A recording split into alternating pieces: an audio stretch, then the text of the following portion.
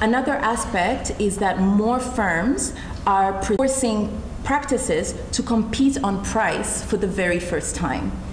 Coupled with the fact that legal services demand has been flat, law firms are undercutting each other more and more than ever before, and guess what? Customers and consumers know it. So, unlike some of the previously mentioned challenges, we are starting to see firms solve this problem. Instead of turning to increased revenue as a driver of business growth, they're finding new ways to increase margin on existing revenue streams. And how are they doing this? Technology and systemization, which I believe the next panel will discuss. So I will not go too much into. So now let's dive into marketing and sales, marketing and business development. So we have established that the world currently is facing an increasingly competitive business environment that, coupled with the economy, and then you add COVID-19, this makes the situation not very ideal to do business, but we still do business. It is often at these times start thinking about revenue generation when times are tough and turning on the tap of marketing and BD activities. So come on guys, admit it. How many of us really have marketing, business development, and sales? We're getting business. Then once we hit a block, this is when we're like, okay, we need to now start thinking about business development and marketing and what can we do to like maybe bridge a revenue gap, etc. So it is this exact type of thinking that puts most law firms in the same generic, undifferentiated space. Marketing and business development are quite distinct concepts, although they are deeply intertwined. Marketing is not so much a series of initiatives, such as promotion, but I'm going to shock you all, it's a business philosophy that does what? That puts the client at the center of everything a firm does. It is a business process. It is a culture that recognizes that above all else, marketing is about the creation and the delivery of client value. The problem in law firms is that marketing is so poorly understood that it has become synonymous with business development and promotion, and hence most law firms believe it is something that just can be turned on and turned off when times are bad, when times are rough, when times are tough, instead of something that is basically at the core of the firm strategy. Marketing is not considered core to the function of the firm. Hence, it has been marginalized to the point where it is not even part of the strategy process.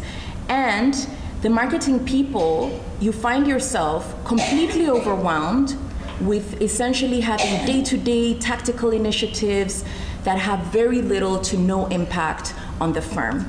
This creates a vicious cycle where impact in firm performance, which reinforces the belief that marketing is a back office function of little significance. And this reinforced belief is based on the narrow understanding these partners have, which is essentially marketing and business development are the same thing. So what is marketing? Marketing has the single largest impact. Not do any marketing. We're not different from any other business that is out there. However, the marketing I'm talking about is not the one being used by the vast majority of law firms. I'm talking about the marketing culture. This is known as market orientation. This culture is essentially a business philosophy and business process that is about the organization-wide generation of market intelligence pertaining to current and future customer needs. I'll repeat that. The organization-wide generation of market intelligence pertaining to current and future customer needs. This definition highlights the key point that marketing is firm-wide. It is a management responsibility that is far too important to delegate to marketing people. I've had this experience over the years. I think we sometimes get caught up with labels. So I felt, I don't know anything about marketing, I'm just a lawyer, I've never studied this. Let me go and hire a marketing expert. And the truth is, it doesn't really, because what are we selling as law firms, as lawyers? We're selling knowledge. We're selling expert knowledge.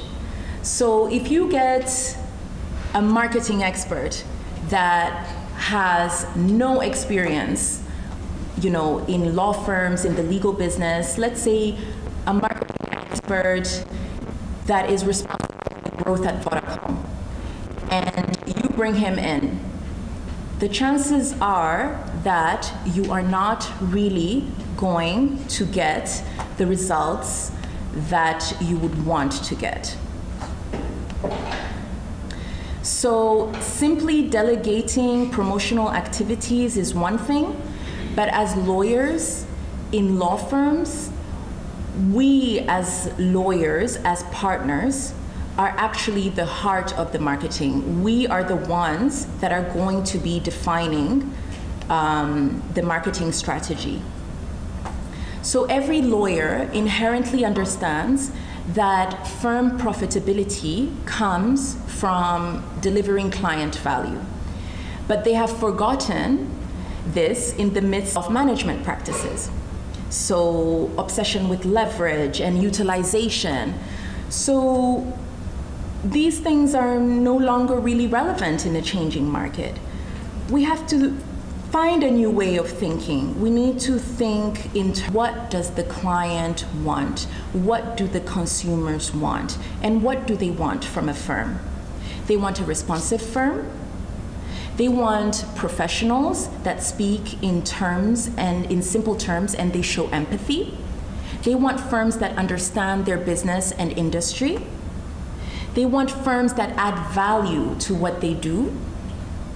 They want firms that are reliable, that are flexible, firms that offer services which are of real benefit, quality work and service, firms that show an interest in them without always looking for fees, and regular and unprompted communication. What do we currently have with law firms?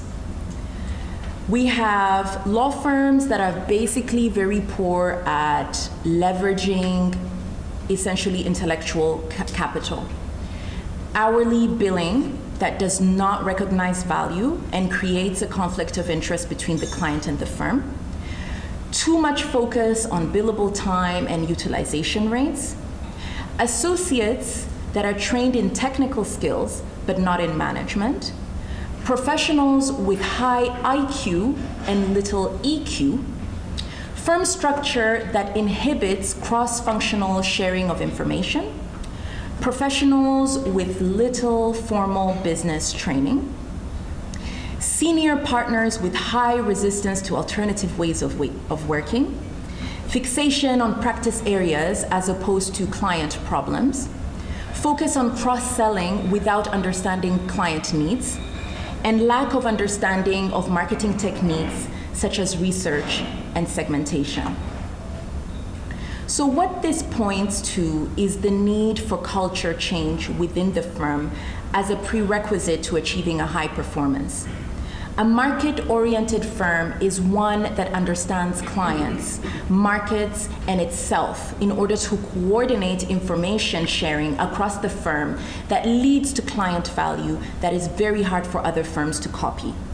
It is the soft systems of communication and tacit knowledge that will hold the key to success. But that key cannot open any doors until firm leaders are ready to adopt change seriously and on a firm-wide basis.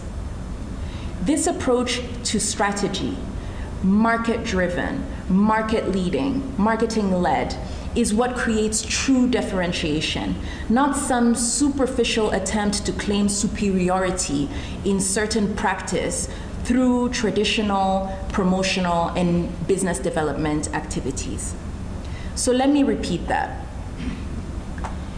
Market orientation needs to be built as a culture. So you have customer orientation, competitor orientation, then you need intelligence generation and intelligence dissemination and intelligence responsiveness, and this creates organizational commitment, job satisfaction, esprit de corps, which is loyalty, and happier salespeople. How is marketing and business development, how are they different? There are very few accepted definitions of business development, but it is essentially sales. Business development is a much narrower concept than marketing, and indeed has much lower impact on firm performance when looked at in isolation. It is important to note that marketing and business development should be closely integrated, but it is marketing that creates the platform for client value, and it is the interaction of the professional and client dialogue that creates business. However, business development before marketing is essentially like shooting in the dark. You may hit sometimes, but nowhere near as much if you could see properly. Marketing allows you to see properly. Marketing is both a culture and a set of behaviors, and is the most significant orientation that affects firm performance. For example, we know that clients choose a law firm based on expertise and industry knowledge. And we know that clients leave firms due to poor responsiveness. Both these aspects of client value relate to the ability of the firm to leverage intellectual capital, and since knowledge is the product of a law firm, this process is the one that differentiates one firm from another. Marketing gives you the ability to leverage this intellectual capital in your sales conversations with clients, because it creates the firm culture whereby knowledge can be shared and utilized and learned. So how can a business development process or a rainmaker create a meaningful dialogue with a client without having the necessary knowledge in place? Do you know how this works? It doesn't. They cannot. Additionally, responsiveness is both individual but also firm-wide. A great rainmaker may be intuitively good at following up client requests and being proactive in mitigating problems. But if he or she does not have the information at hand they need to help the client, then responsiveness becomes a firm-wide issue. What firm culture or structure will ensure that the entire firm understands the need to share information across practices and indeed treat internal customers the same as external clients. These are hallmarks of high performance culture and marketing culture. So there's no doubt in my mind that 99.9% of lawyers do not understand marketing properly. Maybe I'm exaggerating, or maybe I'm being too harsh, but you get the drift. A very high percentage of lawyers do not understand marketing properly from the perspective of building marketing culture, as I have discussed above. These distinctions are very important because perceptions determines people's realities, and therefore they determine people's actions. So For example, in a very insightful piece of research by Ovind Helgesen and colleagues in the Marketing and Intelligence and Planning for the year 2009, the authors identified how perceptions of marketing and sales impact business performance. They found that 3 clusters of firms could be identified: those that focused on marketing alone, those that focused on sales alone, and those who did both, marketing and sales. Guess what? They found that from the 3 clusters, that the firm that was focusing on marketing and sales far outperformed those firms in the other clusters. Thank you. In other words, the relative perceptions that firms had of what they considered to be marketing or sales activities had a statistically significant impact on their firm's business performance. At the end of the day, no firm can survive over the long haul unless they deliver consistently high levels of client value. In the past, law firms have gotten away with less than stellar value delivery due to their monopoly in practicing law and the ever-growing demand and need for legal services in this complex business world. But this is changing. Clients are becoming more demanding. They're becoming more knowledgeable. How many of us have clients or prospective clients that walk through the door and say, I've done my research. I've done my research on this issue and 1, 2, 3, 4, 5. So clients now, and especially with internet, things are available. They conduct their own research, and they are extremely knowledgeable. But additionally, trends in the legal market including globalization, technology, means that law firms can no longer take their markets for granted. And it will be the firms which can adopt a marketing culture which will stand head and shoulders above the rest. So today, firms in Tanzania need to start looking into marketing and sales in a real way for all the above mentioned reasons.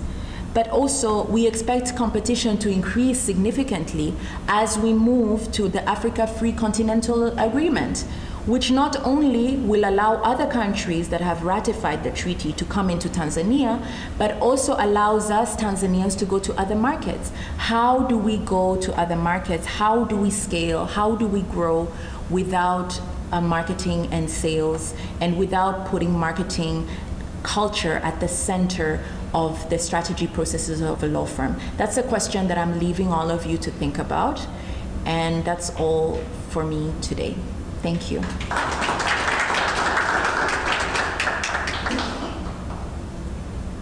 Thank you very much, Anne, for that wonderful presentation.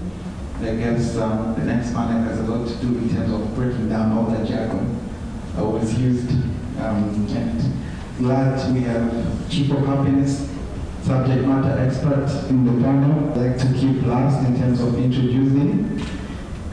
I'd like to go with the ladies first. And in our panel, we have, I call her a very good friend because I met her in a similar setup some few years ago. Her name is Angelista. She's a managing partner at Africorp Attorneys.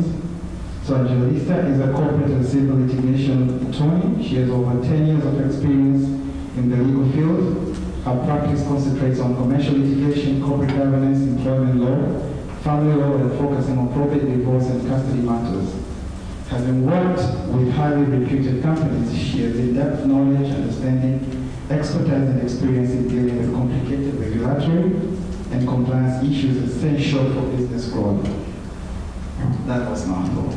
A big round of applause for Angelista.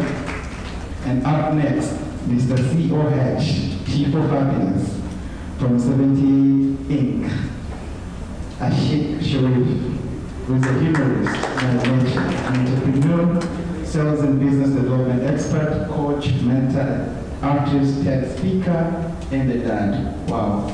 We have so many dads on the stage, and this was not in their profiles. We truly miss that happiness. Thank you. So he has served in various leadership positions in one of East Africa's largest internet companies, where he built an innovative and successful telecom business by playing a pivotal role in improving technology and connectivity in Tanzania and quite possibly the East African region. In 2017, that technology company in Africa, Ashik is currently involved in the digital marketing business consulting, software development, digital platforms, personal development, and business coaching, while still working for a telecom technology company. He believes he can live forever by being useful and meaningful to people around him and the world at large.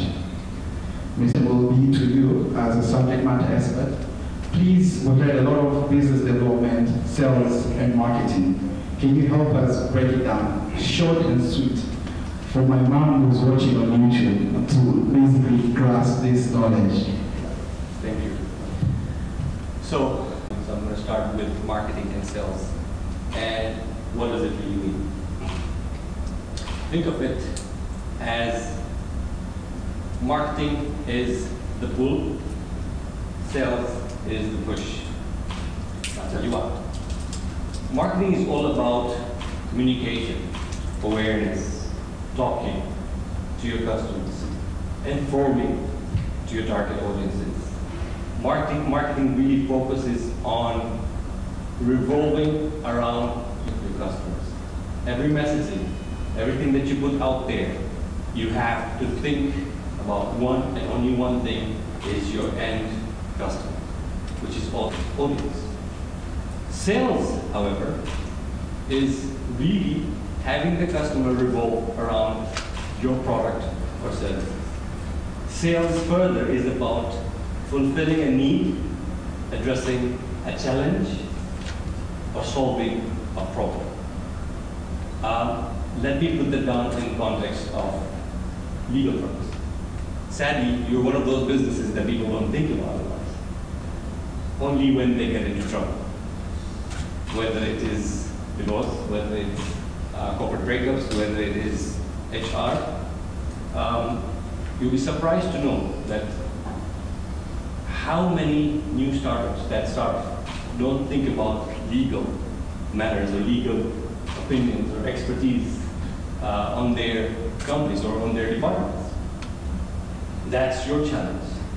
And for you, your target audience is almost everyone.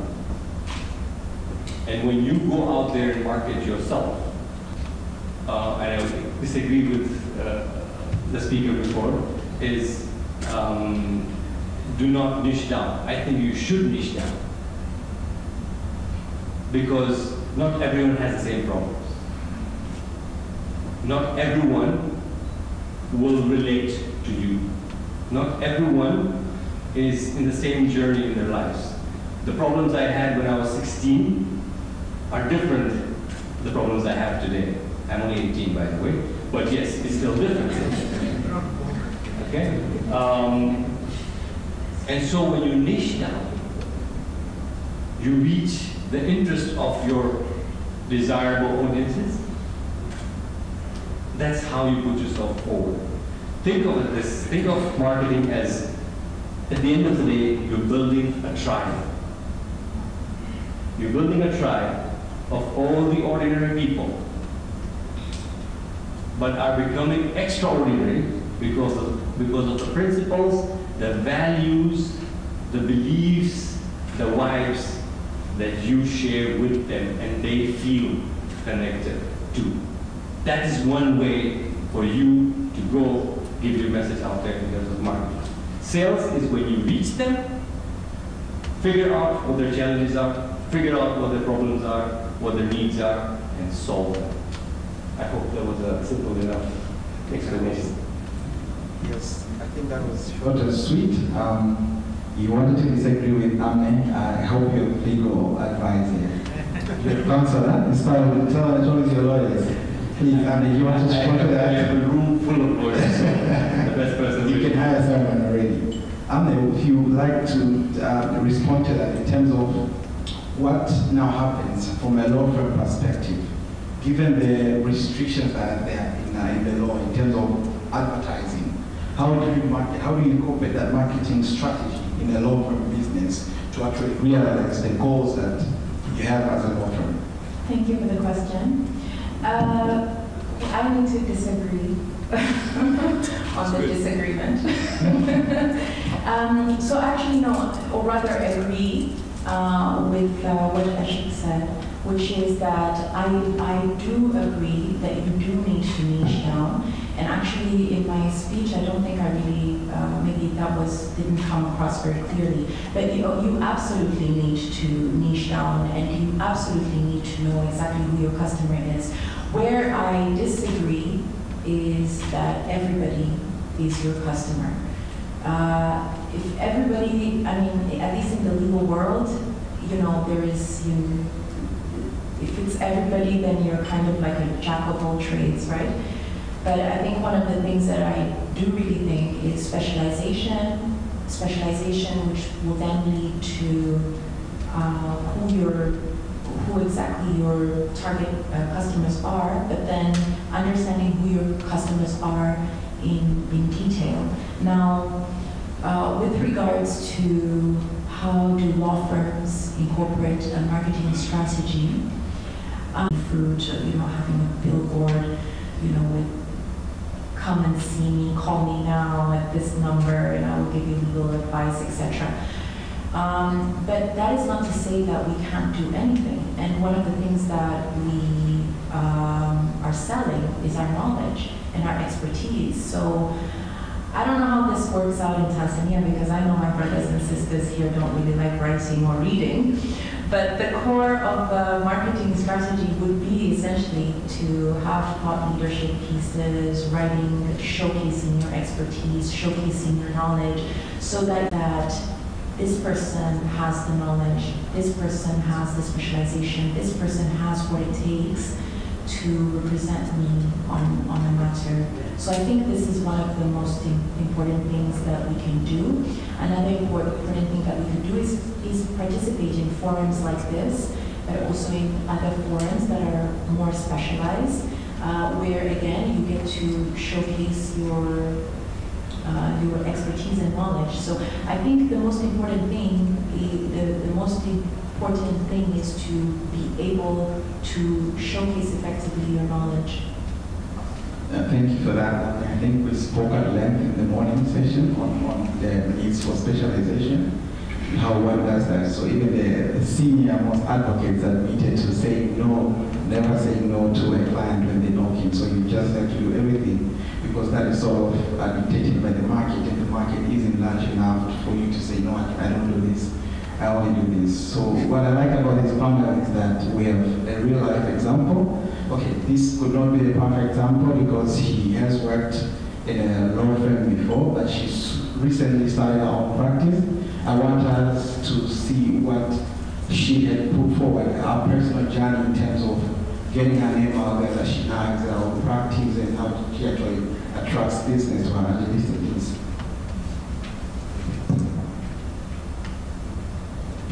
Wow, interesting. First of all, if I appear a bit shaky, it's a bit cold up here, but I'll try to compose myself in a way that is audible enough.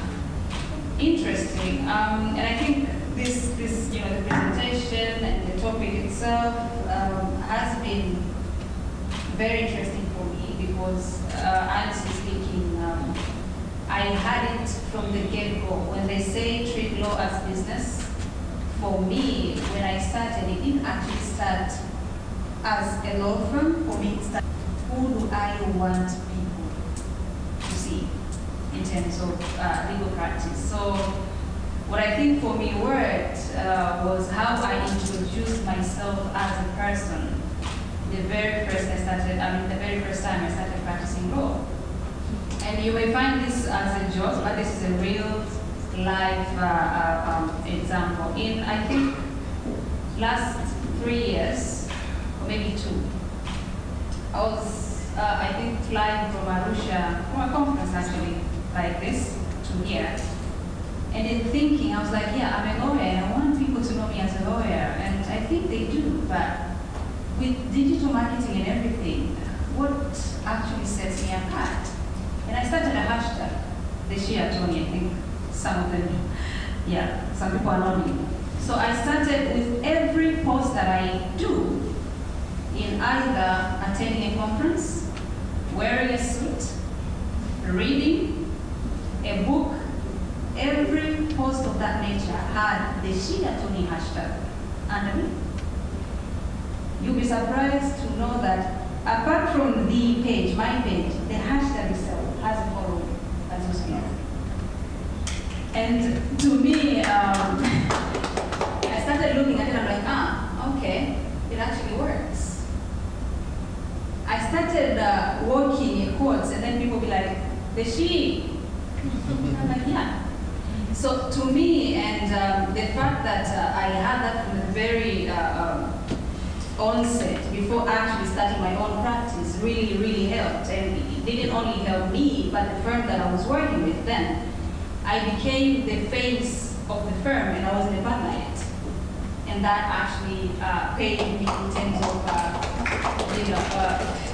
growing myself as a lawyer, but also a prospective partner, so to speak.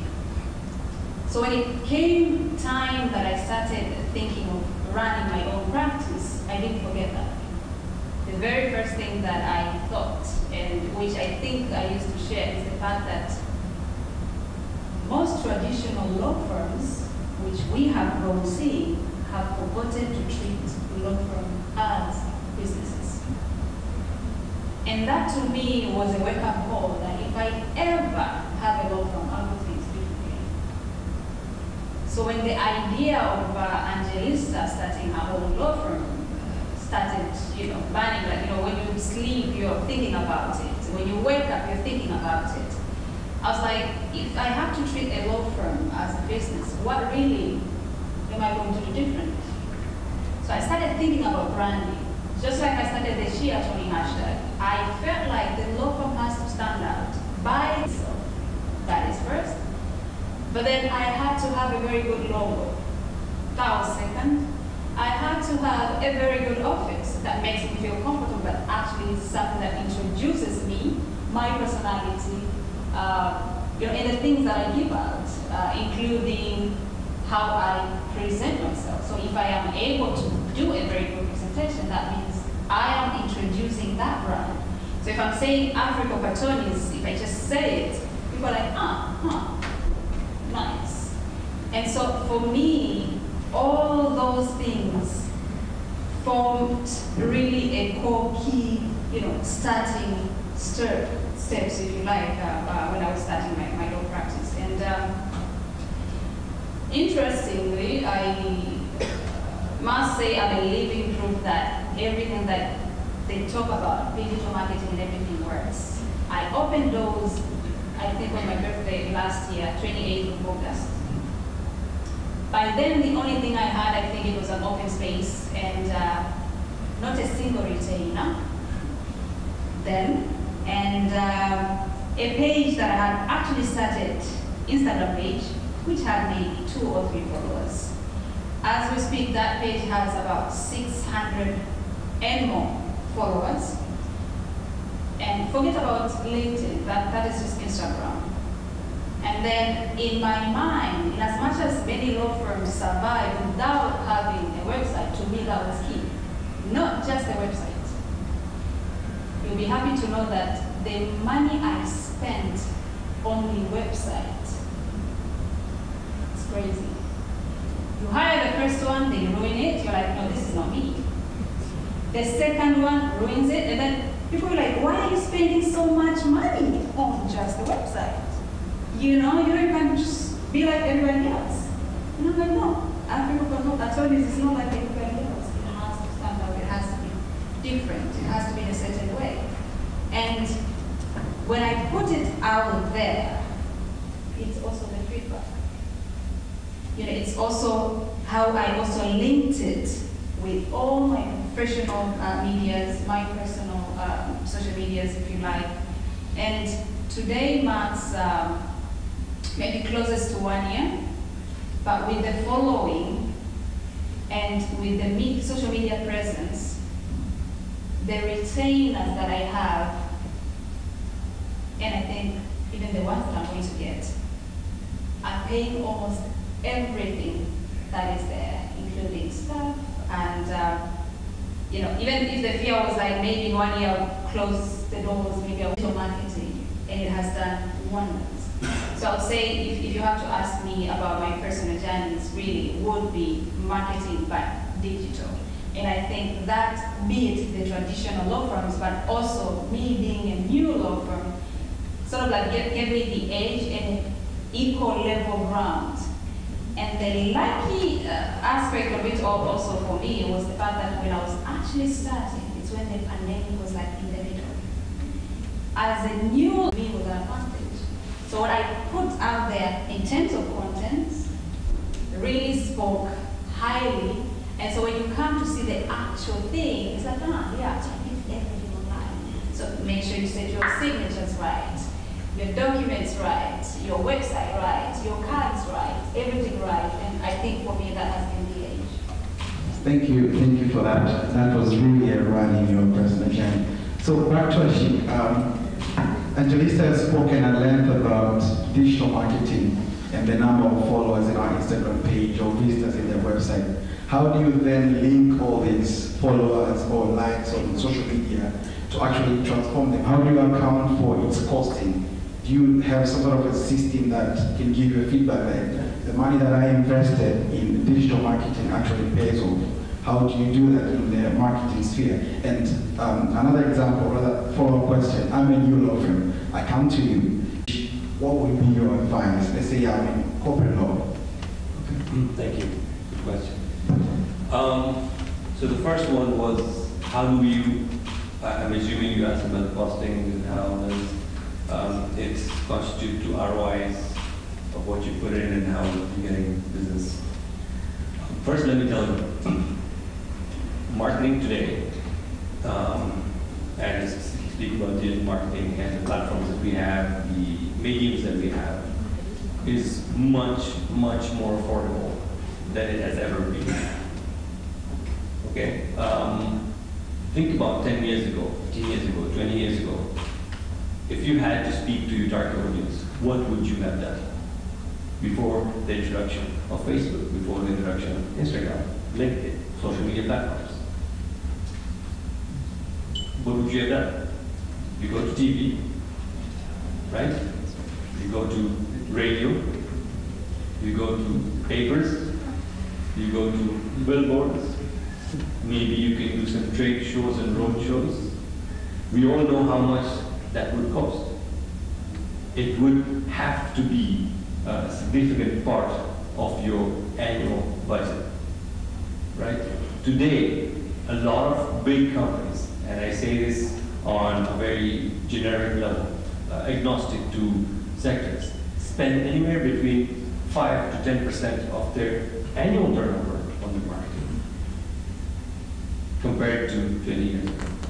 It was much, much higher.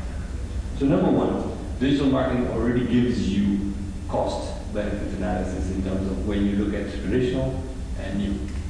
So it's far more affordable to do marketing today than it was 10, 15, 20 years ago. It's far more easier as well to do marketing today than it was 10, 15, 20 years ago. Right? She just shared her journey, how she came up with the hashtag, how she uses digital media, social media, and related platforms to reach out to her audiences.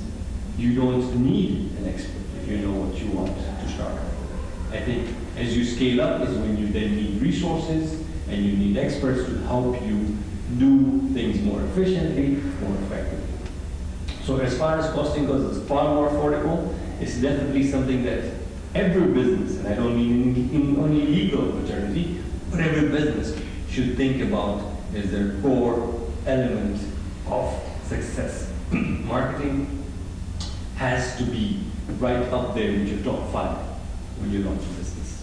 Now, how do we all connect it? Very easy. Today, what is the biggest billboard, according to you? What is the biggest billboard? What do people spend most time on? Thank you. So this right here is your biggest billboard. This right here is your biggest attention-grabbing device in anyone's life. So when you're telling me that, how does it all work? When you go out there and position yourself in digital platforms, I spoke about building a tribe. I spoke about building your own vibe. And I spoke about writing blogs, giving out knowledge. If you look at it, if you had to do, if there was no social media platform, you know how much would you have to spend to get in front of 100,000 people? Right? At a conference, maybe, if it's a big enough conference. Maybe at Nazimodia grounds, right? Maybe at a football match. But on these platforms, you can virtually reach as many people as you like, depending on your content, and your content. It's how much value you are providing to your customers. And talk to them on multiple platforms. So for example, LinkedIn is more professional. LinkedIn is all about B2B, right? Where you have other businesses that are potentially your customers, maybe in your niche, maybe not in your niche, right? You have Instagram that is more visually pleasing. You have YouTube that is, again, more about video, sound, how you look out there. You have Facebook that is a multiple of visual, video, as well as written content. You have your own website, right? How do we bring them all together? Everything has to have a call to action. So whatever you do, whatever content that you put out, there has to be a call to action to it, which means, what do you want your target audience to do after seeing your content? Right?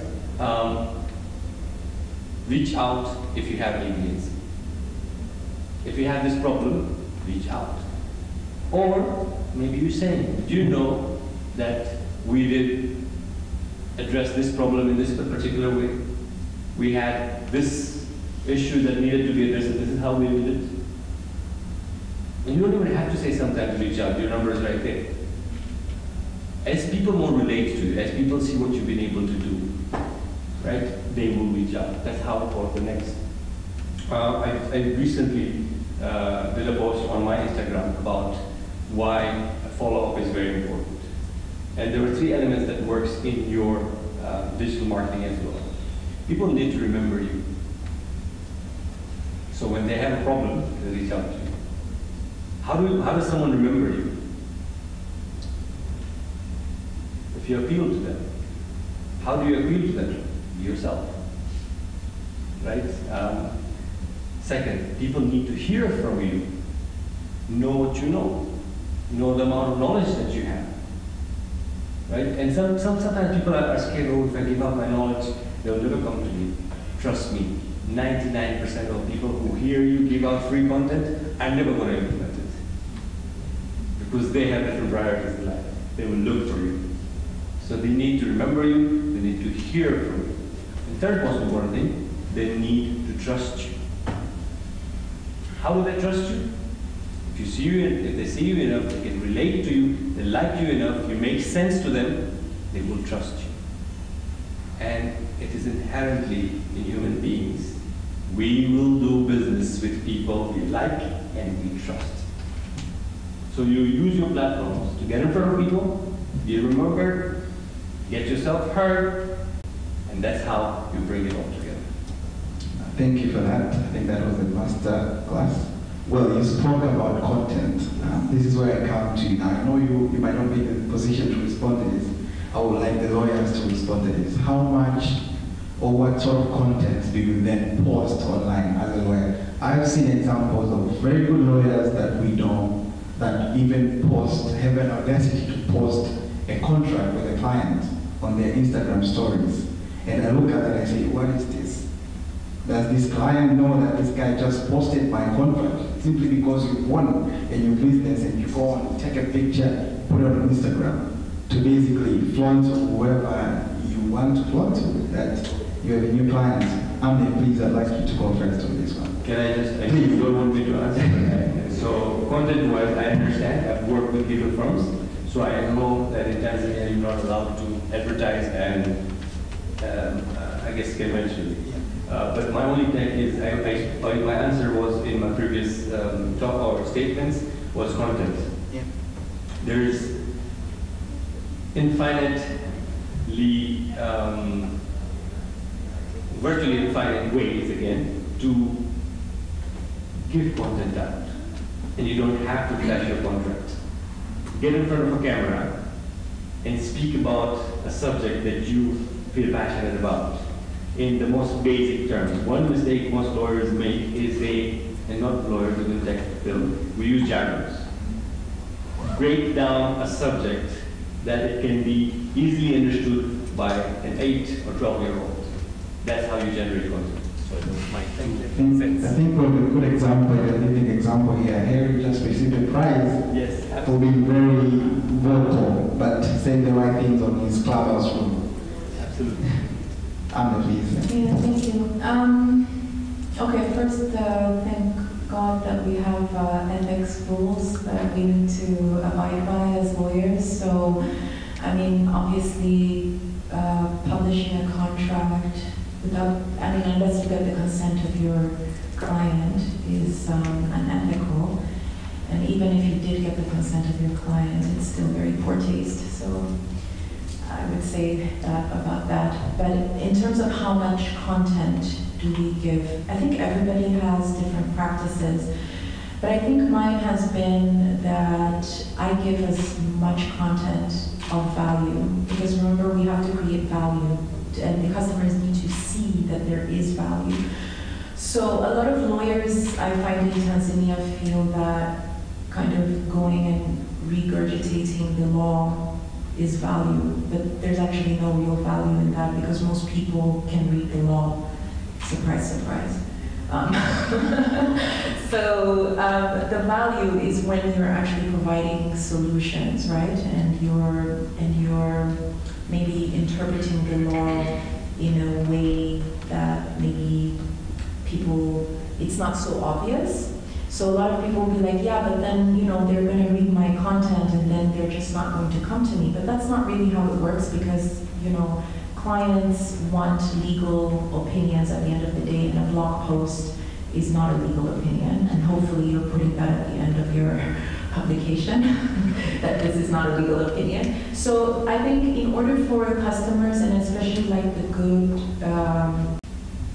give as much and quality, high quality information, I think you don't really lose in that, you know, and it also creates the trust as well, which is a key thing.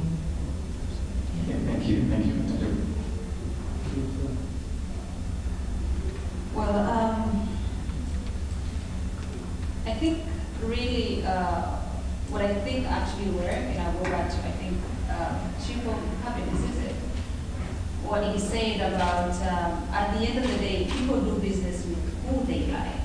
So even when you're speaking about content, it is very important that your content is also around who you are, you know, around what they may like. And I think one of the things I learned later on is that at the end of the day, lawyers are perceived in a certain way, are perceived as strict, inhuman sometimes, and very, you know, hard to talk to or unapproachable.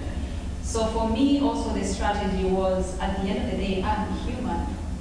If there's one thing you have to introduce yourself to your clients, if you like, is that you're human. And that in itself does not only attract people to you, but also gives them that comfortability to approach you. To say, hey, I can speak to her, I mean, she's a lawyer, yes, you know, we can engage. So in terms of content, I feel like in as much as you may dwell into professional content, sometimes don't forget the aspect of human in all of it. Because at the end of the day, you're not only dealing with you know, technical stuff, you're also dealing, some of us, for example, I mean, I do other laws like civil, you know, I do divorce, I do adoption, I do, castle rebuttals.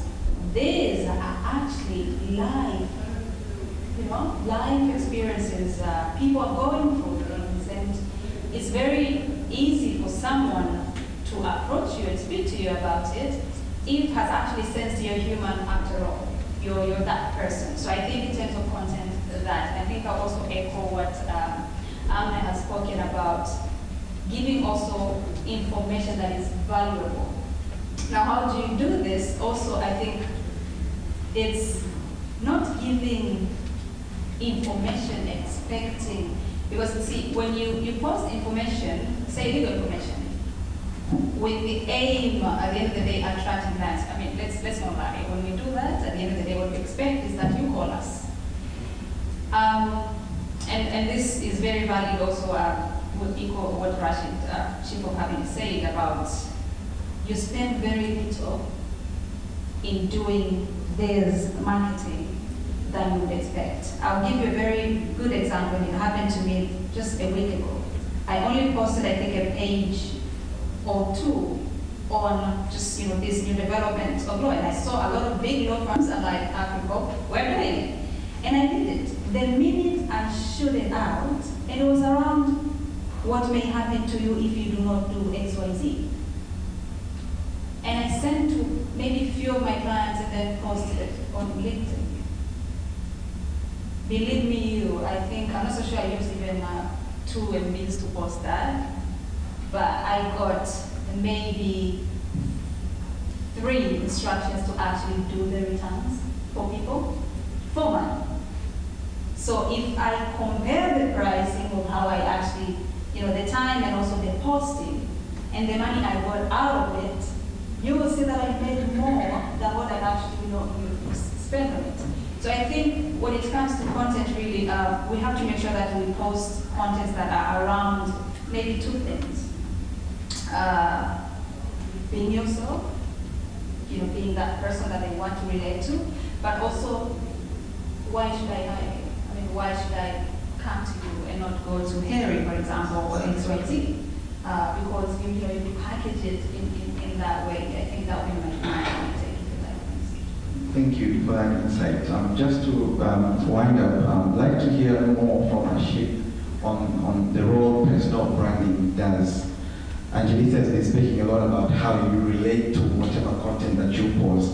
So there's that line, especially in legal practice, between what you do professionally and you as a person. So personal branding, what is the role of personal branding in your entire marketing strategy for a legal service? Thank you. I think personal branding is huge, and I'll tell you why. I made a few statements here where people work with people, like to do business with people they trust, they like. And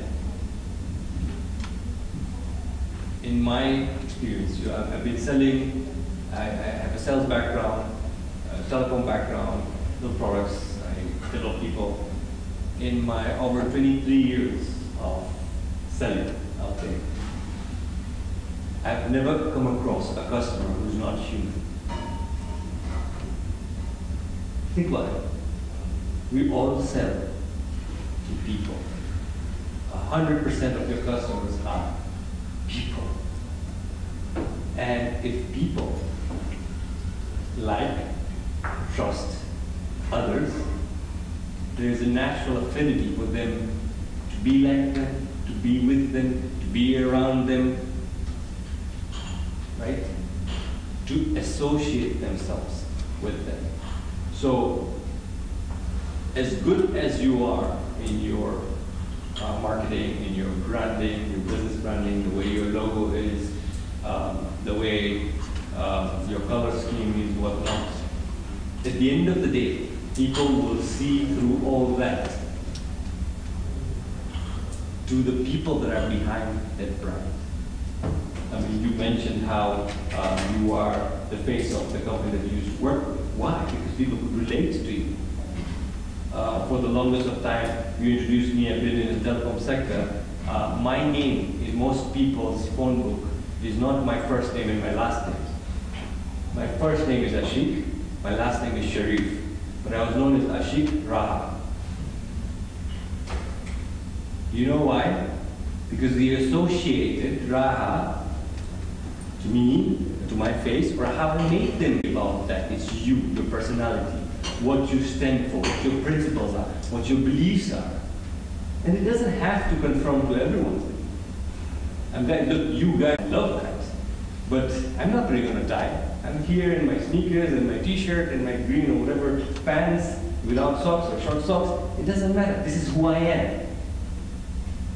Right? You like the red tie, makes you look powerful. I know that's the president's thing, it's a psychological thing. That wearing a red tie makes you look powerful. Maybe that's what he wants to do. Right? Makes me feel happy. So, personal branding is most important because people see behind your brand. People will see behind your color scheme. People will see behind the good logo that you've done.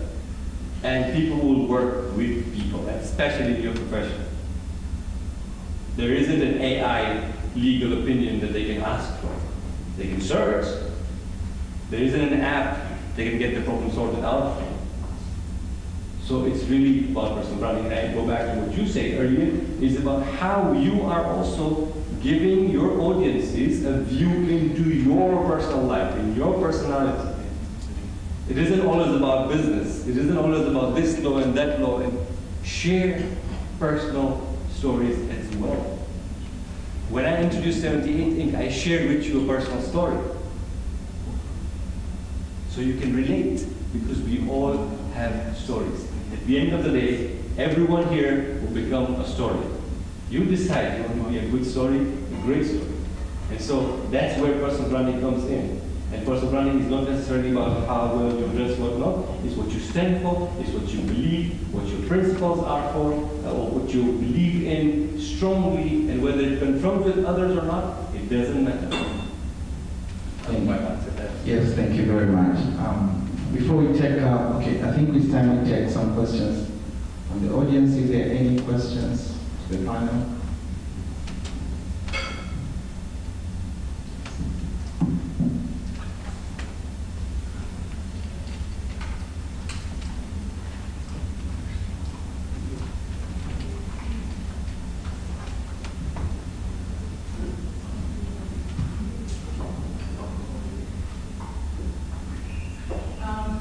Hello everyone. I think I'll start by thanking Shazaka for inviting us.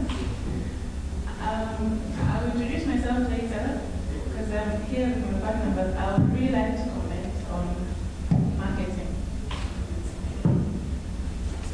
So I'll speak from the perspective of small firms. We started last year, 2020, and I'll just comment to realistic marketing. So, for small firms, we need to know that marketing is expensive. That's the truth. And how do you get the finances and the resources to introduce yourself out there? It's one of the important details, I would say, everyone needs to consider. So the panelists have been speaking of what they went through and how they go through with marketing, but small firms need to know where they get the finances, or what strategies should they use with regards to marketing. So I'll speak from our experience. We need to make use of our friends. This is one of the things that we did last year because we could not reach out to marketing officers and give them our proposals on what we want. Plus, most of them could not know the legal perspective on how to market out there. We are so familiar with social media, and I would say that's one of the things that we young, I wouldn't say young lawyers, but we call them Generation Z, using mostly. So if you have friends that are in the marketing, I would say in a different industry, apart from law, use them. because we are all growing and we all want to introduce our industries out there. Another thing is with regards to our law that speaks about advertising. This was a little bit of a challenge to us because most of the time we would ask ourselves, are we putting posts that are not directly advertising? Whenever we would make something or content and put it out there, it was a challenge to know, is this the right way? Are we not going against the ethical guidelines or the professional guidelines that are available?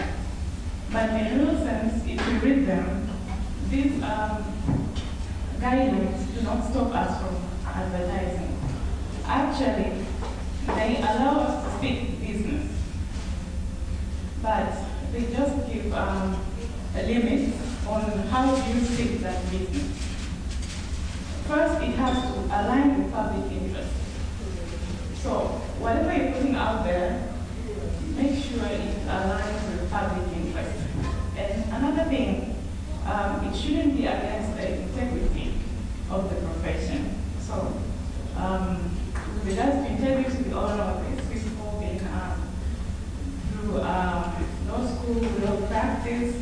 We all understand what we need to maintain integrity. But the third thing is it should not contravene with the regulation. And if you look at the regulation, it really says, it gives a meaning of what seeking a business is. So I feel like lawyers can really use marketing as one of the best strategies, but then just one has to consider these three important guidelines. But then there are very few law firms, I would say, that really use marketing through social media. Apart from the fact that marketing is expensive, we have social media that really is not that expensive. We could actually use that to introduce ourselves and even make people or clients know what you're doing. So a vivid example is Queen Corporate Chambers. When we began, we actually specialize in corporate and IT, but on social media, we had a task of putting, since we're selling knowledge, we had a task to put that knowledge into a shorter form because Tanzanians don't like to read. That's the truth. So when we got together with our marketing team, the friends, so we thought they would be able to do it on their own at first. And then all the posts that they would bring actually required our knowledge in it. That's when we realized, as a lawyer, you also need marketing skills. With marketing skills, even when you speak to the marketing team, you won't be left out. They have a lot of short forms. Thank you. Thank you, ma'am. Can I please allow me to cut you short because of time? No problem. Yeah, because what I'm reading from your question is here two comments.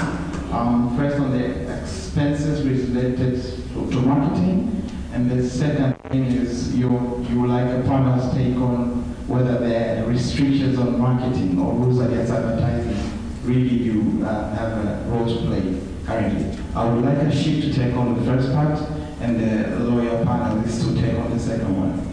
So I thought you were making a statement which I didn't have to respond to. But look, expensive, like I mentioned it before, today to market on digital platforms is not expensive at all, right? I would love to do this. I could come there, take a photo with you right now, and post it online and say, hey, we're in the logo, and this is what we're doing. Guess how many people will see it? Now, let's say that's your friends, and maybe your friends' friends. Maybe you have 600 followers. Maybe 800 people will see it. But a mere $5 for the next 2 days, you can get 10,000 people to see that. You spend more on your monthly data than that $5, right or wrong. So I wouldn't say digital marketing is expensive at all. What's expensive is to hire an expert who has put in 20, 25 years to help you do this more effectively and efficiently. And it's not expensive. I can also rebuke and say, hey, you charge me for your time. Why is your time so expensive? Because you put in years to get who you are, to be the best who you are. Similarly, the digital platform experts, the marketing experts, the people who understand the algorithms, the analytics, the statistics, how to target the audience, how to do more specific targeting, they are charging you for that, and that's where it's slightly more expensive. But you can learn as well. It's not a skill that is only subjected for a few individuals. Thank you, Ashit. Amne, please, your comments very short on the ethical guidelines as it relates to marketing and advertising for lawyers. I'm not really sure I understood the question. Though. Okay, she was saying that we have these guidelines and the rules of etiquette of practice that restricts advocates from advertising, the rules against advertising. With the current status of things, where everything's digital, we use social media channels and everything, do you think that those restrictions are still valid today? And if you given a chance now, this is my additional, would you change them, or what would you do to make them better to allow advocates more room to advertise and market? You know, I think, thank you for that, for clarifying. I think a lot of the time we look for like low-hanging fruit, and maybe when we look in terms of like the advertisement rules, we're like, oh my gosh, I can't just go and stand somewhere and, you know, do the obvious because it's unethical. But I think that it requires creativity to advertise and market, obviously, in our line of industry. But I really think that this joins with the first question in terms of like expensive. It really isn't. I mean, if you think about what it is that we're selling, I think I heard someone say we're selling time. But that's not really accurate either. We're actually selling our knowledge. And the best way to actually like showcase and advertise is to write for free. It doesn't cost anything to write, and then now you have so many platforms. And you know, trust me, you know, you might post something and you just get one like, but I know so many people who read my posts, they don't comment, they don't like, they don't do anything. And then sometime, you know, I might bump into them and they'll be like, oh, I read this post that you wrote, it was really interesting and everything. So don't, I think don't get discouraged. I think digital marketing is actually the best medium that we have, and showcasing your knowledge and your expertise, writing as much, doing video content, showcasing your knowledge. I think this can go really very far, and still be compliant with the marketing and the advertisement regulations in our industry. Thank you for that. We quite actually still running out of time. Okay, I'll make it short and sweet. Just so that you're not worried, I mean, if you read through guidelines, really, they allow you to advertise, but in a certain way. And when I was actually coming into the industry, I was also shocked. I'm like, you have law firms which have been here for over 20 years, and I'm coming in, I'm new. How am I going to be visible for actually, you know, to get people to see me, know me? I mean, I know the law too. You know, I may not have been practicing for 20 years, but I sure know I can do X, Y, Z. But how do I tell people, you know, that I know this, so that I'm able to actually take Africa to be another firm for the next 20 years or more? So I think after they improved the guidelines, you will see through that the avenue is now huge. You know, now you're allowed to own a website. Now you're allowed to actually showcase your banners. Now you're allowed to actually, you know, have flyers, business cards, you know, create content. So I think what you have to do as a new law firm, tap into that, create a website, and make sure it's, you guys call it, is it CS? Yes, that one. Search engine optimization. Thank you so much. So that word, that one, right there. That, you know, when somebody types immigration, for example, your website comes up in Tanzania. Comes up. Why? Because, you know, you have actually made your website that optimal. So what you have to do is actually go through the guidelines and then play around. that is going to make. And in just a few months, you will realize that Queen Chambers is actually, Queen Corporate is actually one of the, stallions. And so I think just play with them, they can work and they work for you too, and for smaller firms. Thank you very much. Yes. So, Ashik Sharif has done a training for us at the office, and I don't know why it's not come out here, but there's a lot of discussions on marketing. There's a lot of discussions on marketing and digital marketing, etc. And I know we're pressed with time, but not taking away Noah's job. Ashik, I know that you have, and probably people will hire you after this to train them on how to sell and market themselves. But I really want you to, in very short words, tell the audience about the 3 Ps. Because we've done a lot of marketing, but I think the 3 Ps have really helped myself, and I know Okarin and people at the firm to sell. Those 3 Ps really help to sell. So in very short words, 3 Ps, and then we can move on.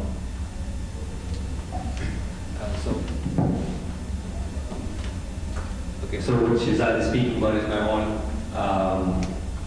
personal training for any business actually, and I have a book with it on Amazon.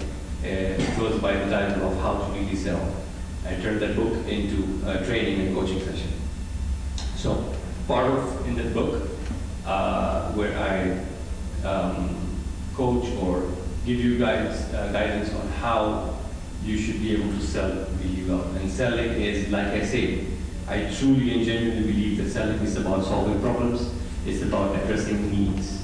And so when you are ever in a discussion or have an opportunity to speak to a prospect, I use 3 Ps which I gave to the Stallion team as well.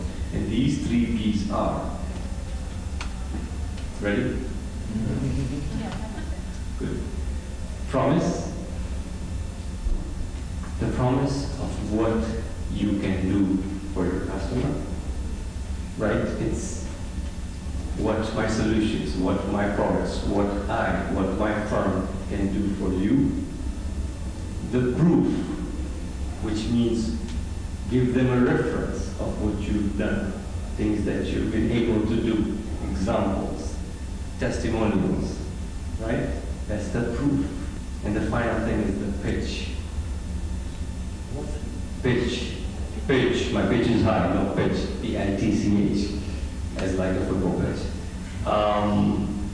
And the pitch is really about what do they need to do to get what you want to give them. So your product, your solutions, your services. Promise, proof, and pitch. This is what I also coach in my coaching sessions. I hope that was what you wanted me to say. Now they have our secret. Yes. Thank you. Yeah, so we'll do another token of appreciation. We would like to welcome President of Zanzibar Society on stage, Mr. Splee, please.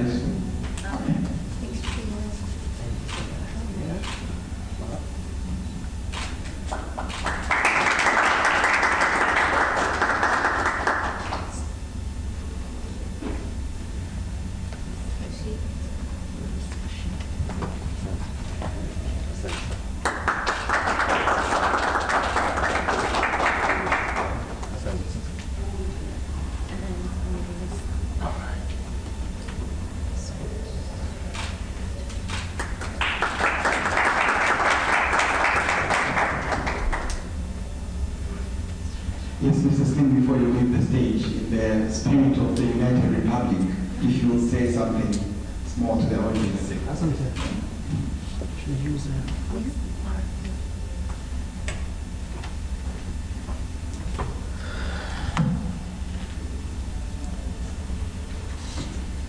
Asante sana. Good afternoon. My name is Slim Abdallah. I'm a president of the Zanzibar Law Society. I'm coming from the beautiful island in East Africa, Zanzibar. I'm also a managing director of the Sepia Attorney and Associates.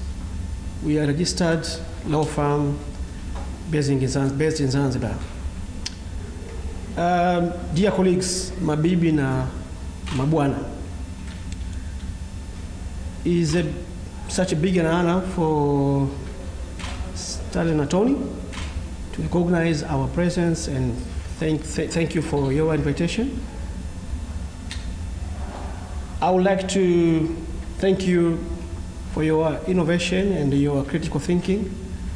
That today, this gathering bringing together, first of all, lawyers who always speak on behalf of the other people's problems. But today, Stallion Attorney has brought lawyers together and speak on their own to discuss what is their problems, instead of talking about other people's problem at courts, at TRA, in the negotiation meetings, and somewhere else. But the other thing which is most important is trying bringing together people who are not lawyers. We've seen here tax consultants, marketing guys, and this is a spirit in which TLS had planned to do in Dodoma, I think sometime last month, but because of Corona and other challenges, it was postponed. So today, Stallion has done a great job, which was supposed to be done by our big umbrella in Tanzania. So thank you so much. But for the side of strengthening our union, this should be the spirit that we in Zanzibar, wherever we are holding any big stuff, any big event, we should never and ever forget inviting other colleagues from the other side of Tanzania. It is a matter of fact that our business is too demanding. And one of the major aspects is connecting. People, they should come together, they should know each other, they should meet, they should discuss, and this is how we create opportunities for both sides of Tanzania. I'm really inspired with the dream of my brother, Shehzada, that it is not always that international law firms come and hire our local law firms. But we have to dream that one day Tanzania law firms can go beyond our boundaries and hire other firms in Kenya, in America, and anywhere in Europe and somewhere else. This is really possible. This is a grandson of Al-Hajj Malik al-Shabazz. The guy was kicked in, but the only thing is the young boy had the similar spirit of Malcolm X. You know, I used to be a good reader of the stories of Malik al-Shabazz, Malcolm X, before he converted into Islam, before his life during the, uni life, street life, and the life after converting into Islam. But the whole life, Malcolm X was a very, very active guy. And he had a long-term dream, long dream. And some of his dream has become true. So if we dream today, and then we try to plan, and then we can attain and realize our dreams, it is really possible. One day, Tanzanian law firm will go out and hire other domestic law firms in other jurisdictions. It could be Stallion Attorney, or it could be another law firm. Let's dream, and let's dream together. Asante sana for your time.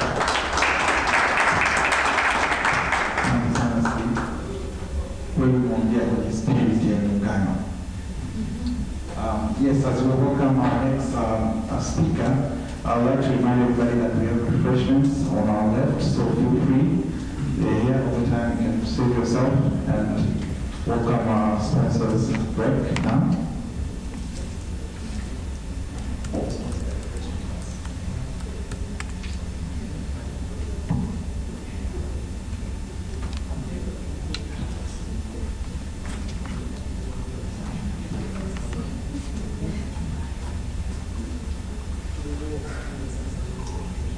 Not 10 minutes, right? 10 minutes. So, these are one of our sponsors, ITL, IMATIC. They specialize in software development and other IT technology products. We're bringing them so that we can introduce our next topic. But I just want to say one thing that I really commend and thank Slim, the president of Zanzibar Law Society. He actually left an ongoing training in Arusha to fly to Dar to attend this LawCon, and then at 7 p.m. he's flying back to Arusha to that training. The respect you've given us is thank you so much. And I must say it's leaders like him that make dreams possible. And thank you very much, Slim, for believing in us.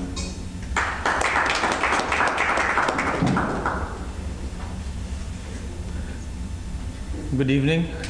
Thank you for having us here today. Thank you to Stallion Attorneys for organizing an event like this and allowing us to speak here and also attend this event and learn a lot about the law and the legal industry, and have great speakers out here, great panelists, and me personally, I got to learn a lot from them. I'm representing IMATIC Azhar, Garte, and I'm part of the Smart ERP team. Today I heard a lot of problems, but also some solutions from the law industry. However, hopefully I believe this may be a solution or a tool to a lot of the problems that I've heard here today. Just to start off, a bit about us. We're ITL, IMATIC Technologies. We're a software development company here in Tanzania, Dar es Salaam. And we have an in-house software development team that work day and night. This year we can proudly say that we are, and this is our 10th-year anniversary of digitalization here in Tanzania. So what we have done within this 10 years is we've made an impact in the banking industry, the insurance industry, as well as within the SMEs. The greatest recognition that we have is that we were awarded the Tanzania Insurance Award by the regulators of the insurance industry, TIRA, during the year 2019 for pioneering insurance software that connects banks, insurance, brokers, and agents on one platform. However, today here I'm about to talk about our other product, which is Smart ERP, which a lot of you will be able to relate to our conversations today. So just to give a little bit about the product, it's an ERP software. For those who may have not heard an ERP software, it's basically a business operation software that allows any business to run their operations on a software and have things automated for them. Not just automated, but reduce a lot of manual work. And what our software does is it's a cloud-based software which can be accessed from anywhere as long as you have internet and a mobile device or even a laptop. And what it does is it streamlines your operation and your finances. So the agenda for today, I'm just going to go a bit overview of the software itself, give you the modules that we offer and some of the benefits, and hopefully any questions and answers. So we put your company right in the middle, and in the business environment, when we talk about your company, these are main stakeholders we talk about: your government, your employees, your suppliers, and your clients. To start off, we have the government, and they require you to be compliant. I know the crowd here is well aware of the compliancy, but the software is going to be able to, help you in some of these things, and let me show you how. When it comes to the government, they expect you to report in a certain way, whether it's your financials, whether it's any government bodies, for example, NSSF, WCF, everyone has their own templates. So the system will have those pre-formats and allow you to print these reports even without having any manual intervention. And all you need to do is a stamp and a sign and submit it to the government bodies. So the system comes with pre-formatted government reports as well as record keeping. We've heard how important record keeping is. So this software will allow for your business to scan and upload documents without any limits and have evidence for every transaction that's going on in your company. When we talk about your employees, of course, you need somewhere to maintain your employee records. Do the deductions as well. So correct deductions, correct payments done to the government and to your employees, as well as record keeping. So overall, the system will allow you to track your employees and maintain their details, all the documents that they have submitted, from applications letter to CVs to address and personal details. When we talk about your suppliers, your supplier records, where they come from, if you have a specific price list for them, the system will allow you to track all of these and even track the payments that you've made to your suppliers earlier within the year or ever since you've been using the system, how much you've paid for something, and record all your expenses, so tracking your expenses into the system. Finally, when we talk about our clients, we talk about our client records, so your KYC, your client lifecycle. So ever since you acquire a client until the time you're providing service and after sales, what is the process that goes through that? I think one of the speakers here also talked about how important customer service is and after sales services. So I'm going to go a bit deeper in that as well. And then your sales record and your record keeping. So any sales that you've made to your clients, any data that is generated from that, the system allows you to. Into the modules, our ERP offers 6 modules. So Smart ERP is a modular-based software. You don't need to buy the entire software to use it. You can pick one, you can mix and match whatever is your need. Starting with the operation module. The operation module allows you to do all your business operations on the software when it comes to procure to pay, so your expenses, recording your expenses, doing your sales as well, so your invoices. There's someone who talked about the ETR machine and how they need to have an ETR machine to fiscalize their invoices. Since last year, the government had introduced a VFD system whereby you can directly integrate with the TRS servers and fiscalize your invoice from the system. So we are able to do that within our software, so you do not need any ETR machines from now on. So when you acquire the software, you get a VFD integration whereby you can directly fiscalize your invoice at the time of creating one. I know a lot of you sell time, especially here in the law industry, but when you have a job card system, this allows you to track how much time you've used, how much time you've kept into a client, and accordingly charge your clients as per the time invested. And of course, I think someone also talked about cash flow, how cash flow is an issue and how you need to collect payments from your clients. Although you may have a lot of clients, a lot of revenue, but you don't have that money and you have the cash flow problem. So receivables and payables, they will help you track your receivables and payables as well as generate reports. You may have analysis reports, cash flow reports, and of course payment reminders. So collecting payments from your clients. The system will allow you to organize all your payment collections throughout your experience. When we talk about the finance module, this can be integrated with the operations module. So when you're creating an invoice, when you're creating a receipt, a payment, you need this to be posted into your books. We talked about how important bookkeeping is and correct bookkeeping is.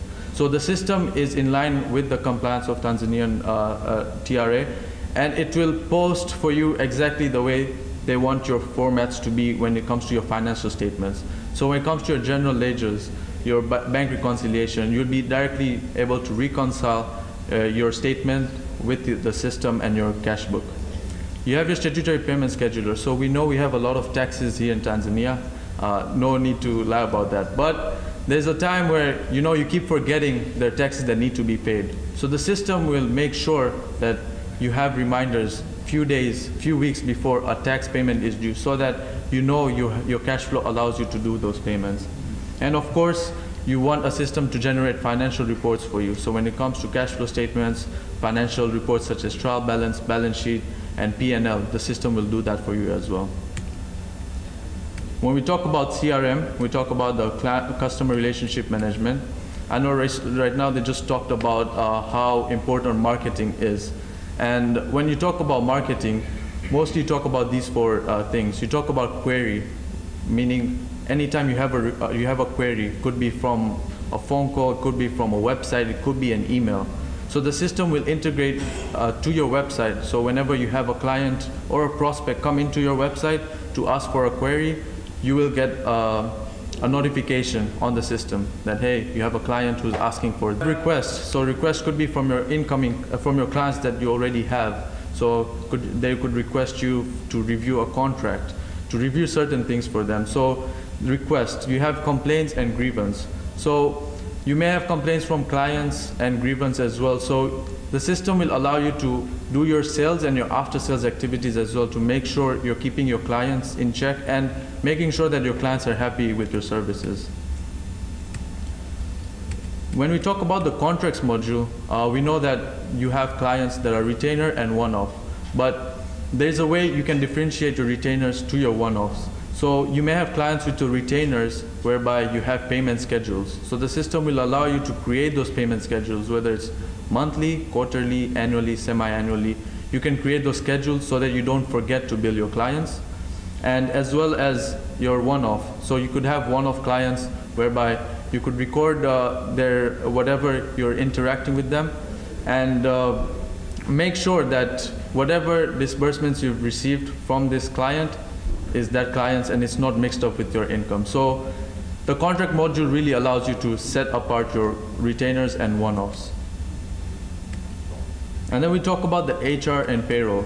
So I heard a lot of you talk about how important HR and payroll is, and I'm not here to take away Grant Thornton's payroll services, but definitely you still need an auditor to do your books and your finances. However, the system kind of allows the company at first to make sure that whatever they're submitting is correct. They know that the information that they're giving to their auditors or to the government is correct. And we talked about performance appraisals. So the system allows you to do staff evaluation and record any evaluation you have with your employees to make sure that every year they're improving and you can keep track of your employees. And of course, you expect the system the payroll system to process payroll for you, as well as print salary slips and statutory reports. So like I said, NSSF reports, WCF, e-filing, payee, SDL, all that can be generated straight from the system.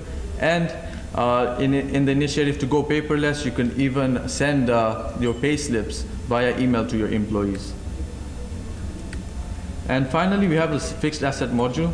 So if your company is rich in assets, you could record your assets in the system, depreciate them accordingly, allocate them accordingly, and finally, if you'd want to dispose them, you could dispose your assets as well. So all these modules could be linked with each other to make sure that your business is running smoothly and it's streamlined. And just a bit of the benefits out of all of them. Just to mention these four, when I say minimal investment, what do I mean? Because in order to use Smart ERP, all you need is a smart device and an internet connection. That's it. We provide you with the link, just like how you have the social media websites, you have a user ID, password. Same way you'll get a user ID and a password, and nothing else. All you need is a smart device, your laptop, your iPhone, your tablet, and you can log into the system and run your business. Accessible from anywhere. Like I said, we are cloud-based, so you do not need to be in the office. You could be out the country and still invoice your clients, still fiscalize your invoices, still track your expenses and collect payments. And cost-effective. You may use a lot of your time, preparing reports, doing a lot of manual work in the office. So the system allows you to put all that in the system, automate your processes, which will eventually help you save time and reduce your costs. And finally, the system is very easy to use. You could have the best system in the world, but then if it's not easy to use, nobody's really going to punch in and start putting in the details. Nobody would want to use the software. So keeping in mind, we have created a very easy to use software that from any level of employee you have, they'll be able to put in at least one piece of data.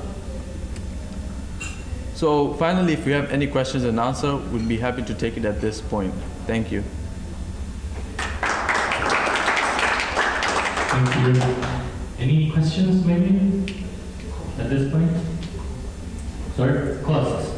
I think for costs, unless you want to answer it now, but I think depending on the organization and all that is when you do costing, right? Yeah. You want to answer this now? The costing, I can't really give you a accurate costing right now, but I can assure you it's very cheap. The guys from iMatic are still around, so even after the conference, you can always meet. Tanvir is here, he's going to be on the panel, and others around. You want to ask a question?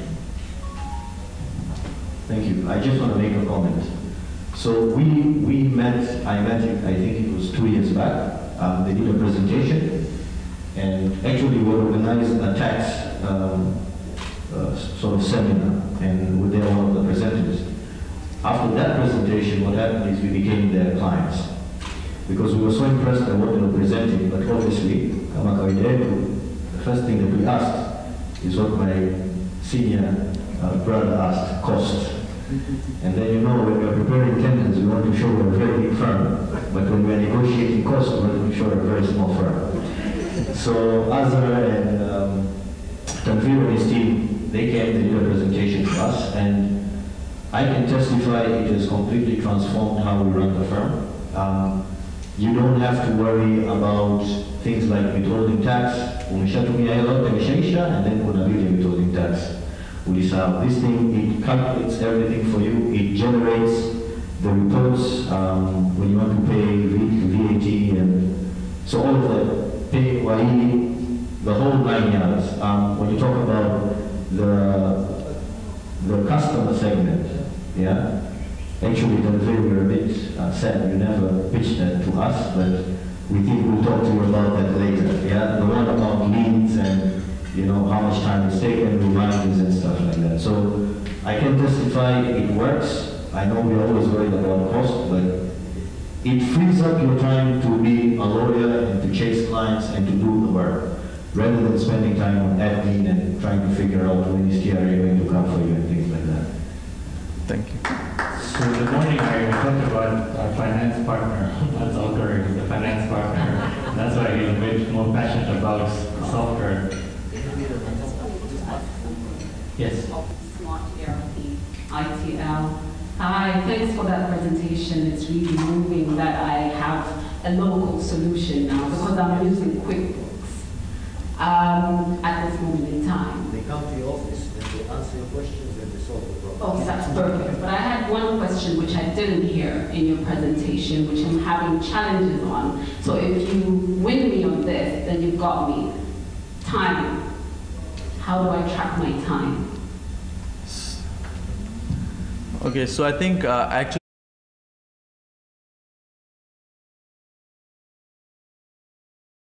time you put in for the client, the research you've done. So all those costs in that are to the client, you have a job carding system. So when it comes to time, you can actually record your time in the system. So you could have some sort of measurement how much an hour is costing you. So with that calculation, the system is then going to calculate the time for you. Oh gosh, you're taking me up for this. And can I sync it through my devices? Yeah, definitely. All my devices, yeah. Wherever I am. Yep. You won me. Looking forward. All right. Any more questions can be answered by Azhar when he's around at the end of the LOCON. Thank you very much, Azhar. Thank you. For the brilliant presentation. So if you've noticed, the 3 sponsors that we had today on board all are connected to us in one way or the other. 4, Gadget Shop, I buy from them, so that's how they're connected to me, not to Stalin. But Grant Thornton, we work with them. A lot of clients have seen some good things about them. So even when you have clients that need audit and tax, you can always contact Grant Thornton. They do an amazing use their service in audit and tax. 78 Inc. actually did our website, and Ashik's done trainings for us, so it's been amazing. Now we can sell, we can market.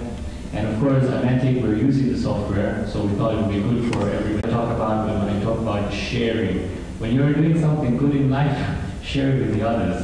So I believe at the end of the log on, perhaps you'll also be able to share what's good that you're using, or something, a product or a service that can help the other lawyers in the room or even as presenting. The next speaker, I will introduce him, and I will say, Ray, we won the Super Cup because he's a Chelsea fan like myself. I'd like to call upon Carrie Miro, who's going to be talking about the role of technology in the legal sector. Carrie is a senior partner and co-founder at Breakthrough Attorneys. He's also an accredited arbitrator, a registered tax consultant, and a member of PMI Global as well as the Tanzania chapter. He's also a director of Breakthrough Technologies Africa Limited, a software solutions company with affiliation and operations across Eastern and Southern Africa. At Breakthrough Attorneys, Carrie has also been the head of business development department until 2020, spearheading various matters including growth strategies, seamless and sustainable clientele services, client retention strategies, exploit regulated and allowed branding opportunities, devising and exploration of network effects, etc. Carrie's experience in the legal field in general has spanned over 13 years and has seen him practice across the board in a variety of sectors, from litigation, regulatory, corporate, investment, labor, to tax matters. Carrie, can I please be your intern? I need to learn from you. This is a very, it's an amazing profile. Please give him a big. Arbitration, technology. Kweli wewe huwezi kulala njaa. Specialization is out of the box. Just hearing that I'm old, I'm not sure I know that person myself. Please, Gary, teach us. Wow. Thank you so much, Stallion Attorneys, Shazad, Al-Karim, and everybody that is here today. Again, that profile sort of speaks so much, and I think it creates a massive burden for somebody to prove that that is actually the case. I hope that whatever that I'll be presenting will actually be even half of that. In any case, I also believe that my homework has been that they've said EBID, because I think everything that has been said here speaks a lot about the role of technology in the legal sector.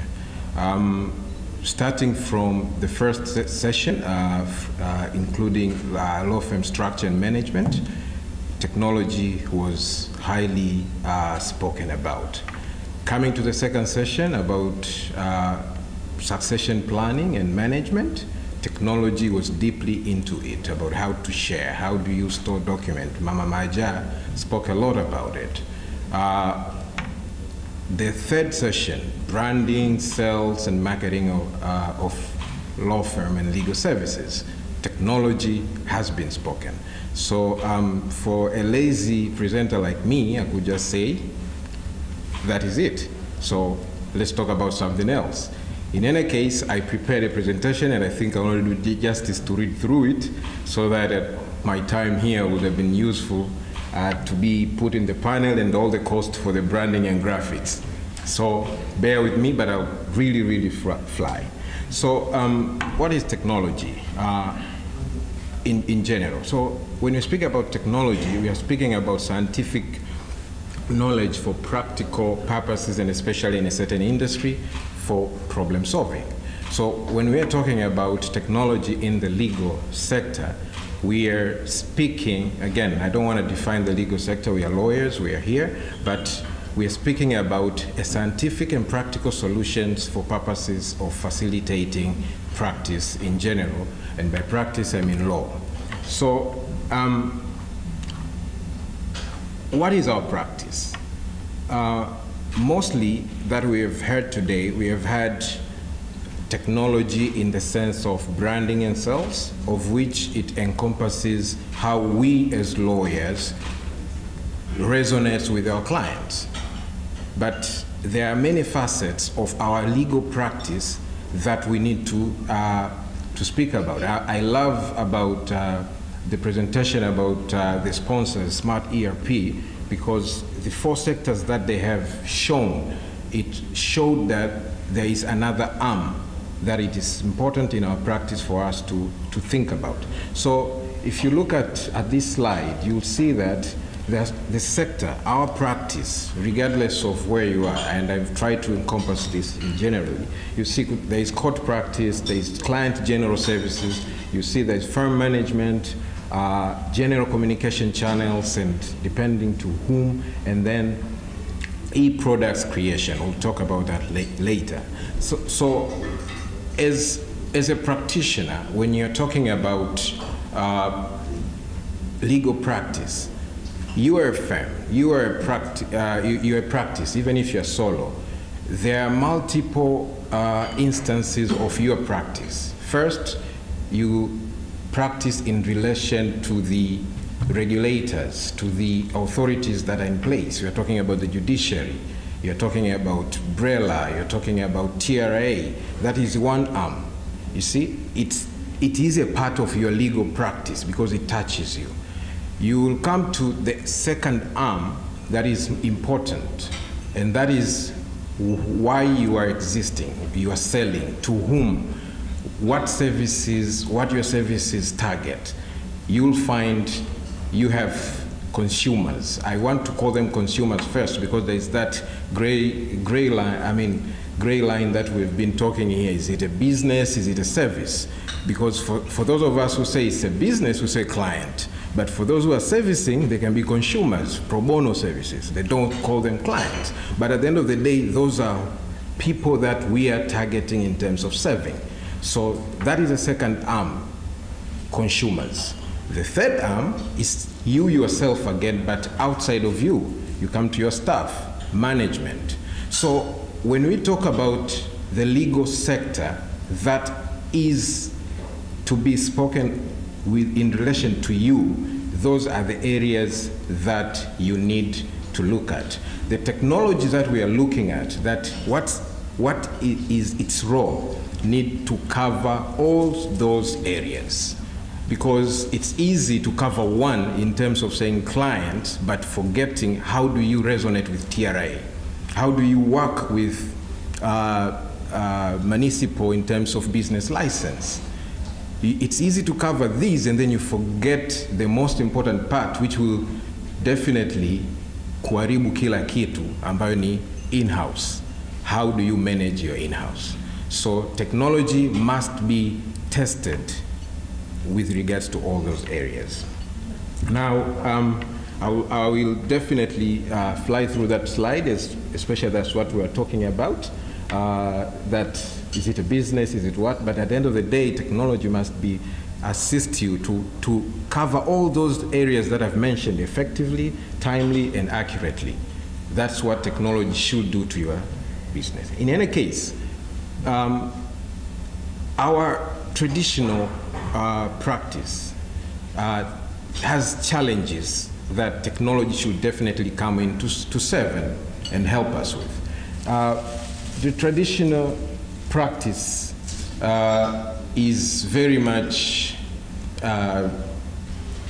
inevitable for everyone. It's inaogopa mabadiliko. It's, for example, I'll give a simple example of traditional practice. You are lawyer at notary stamp.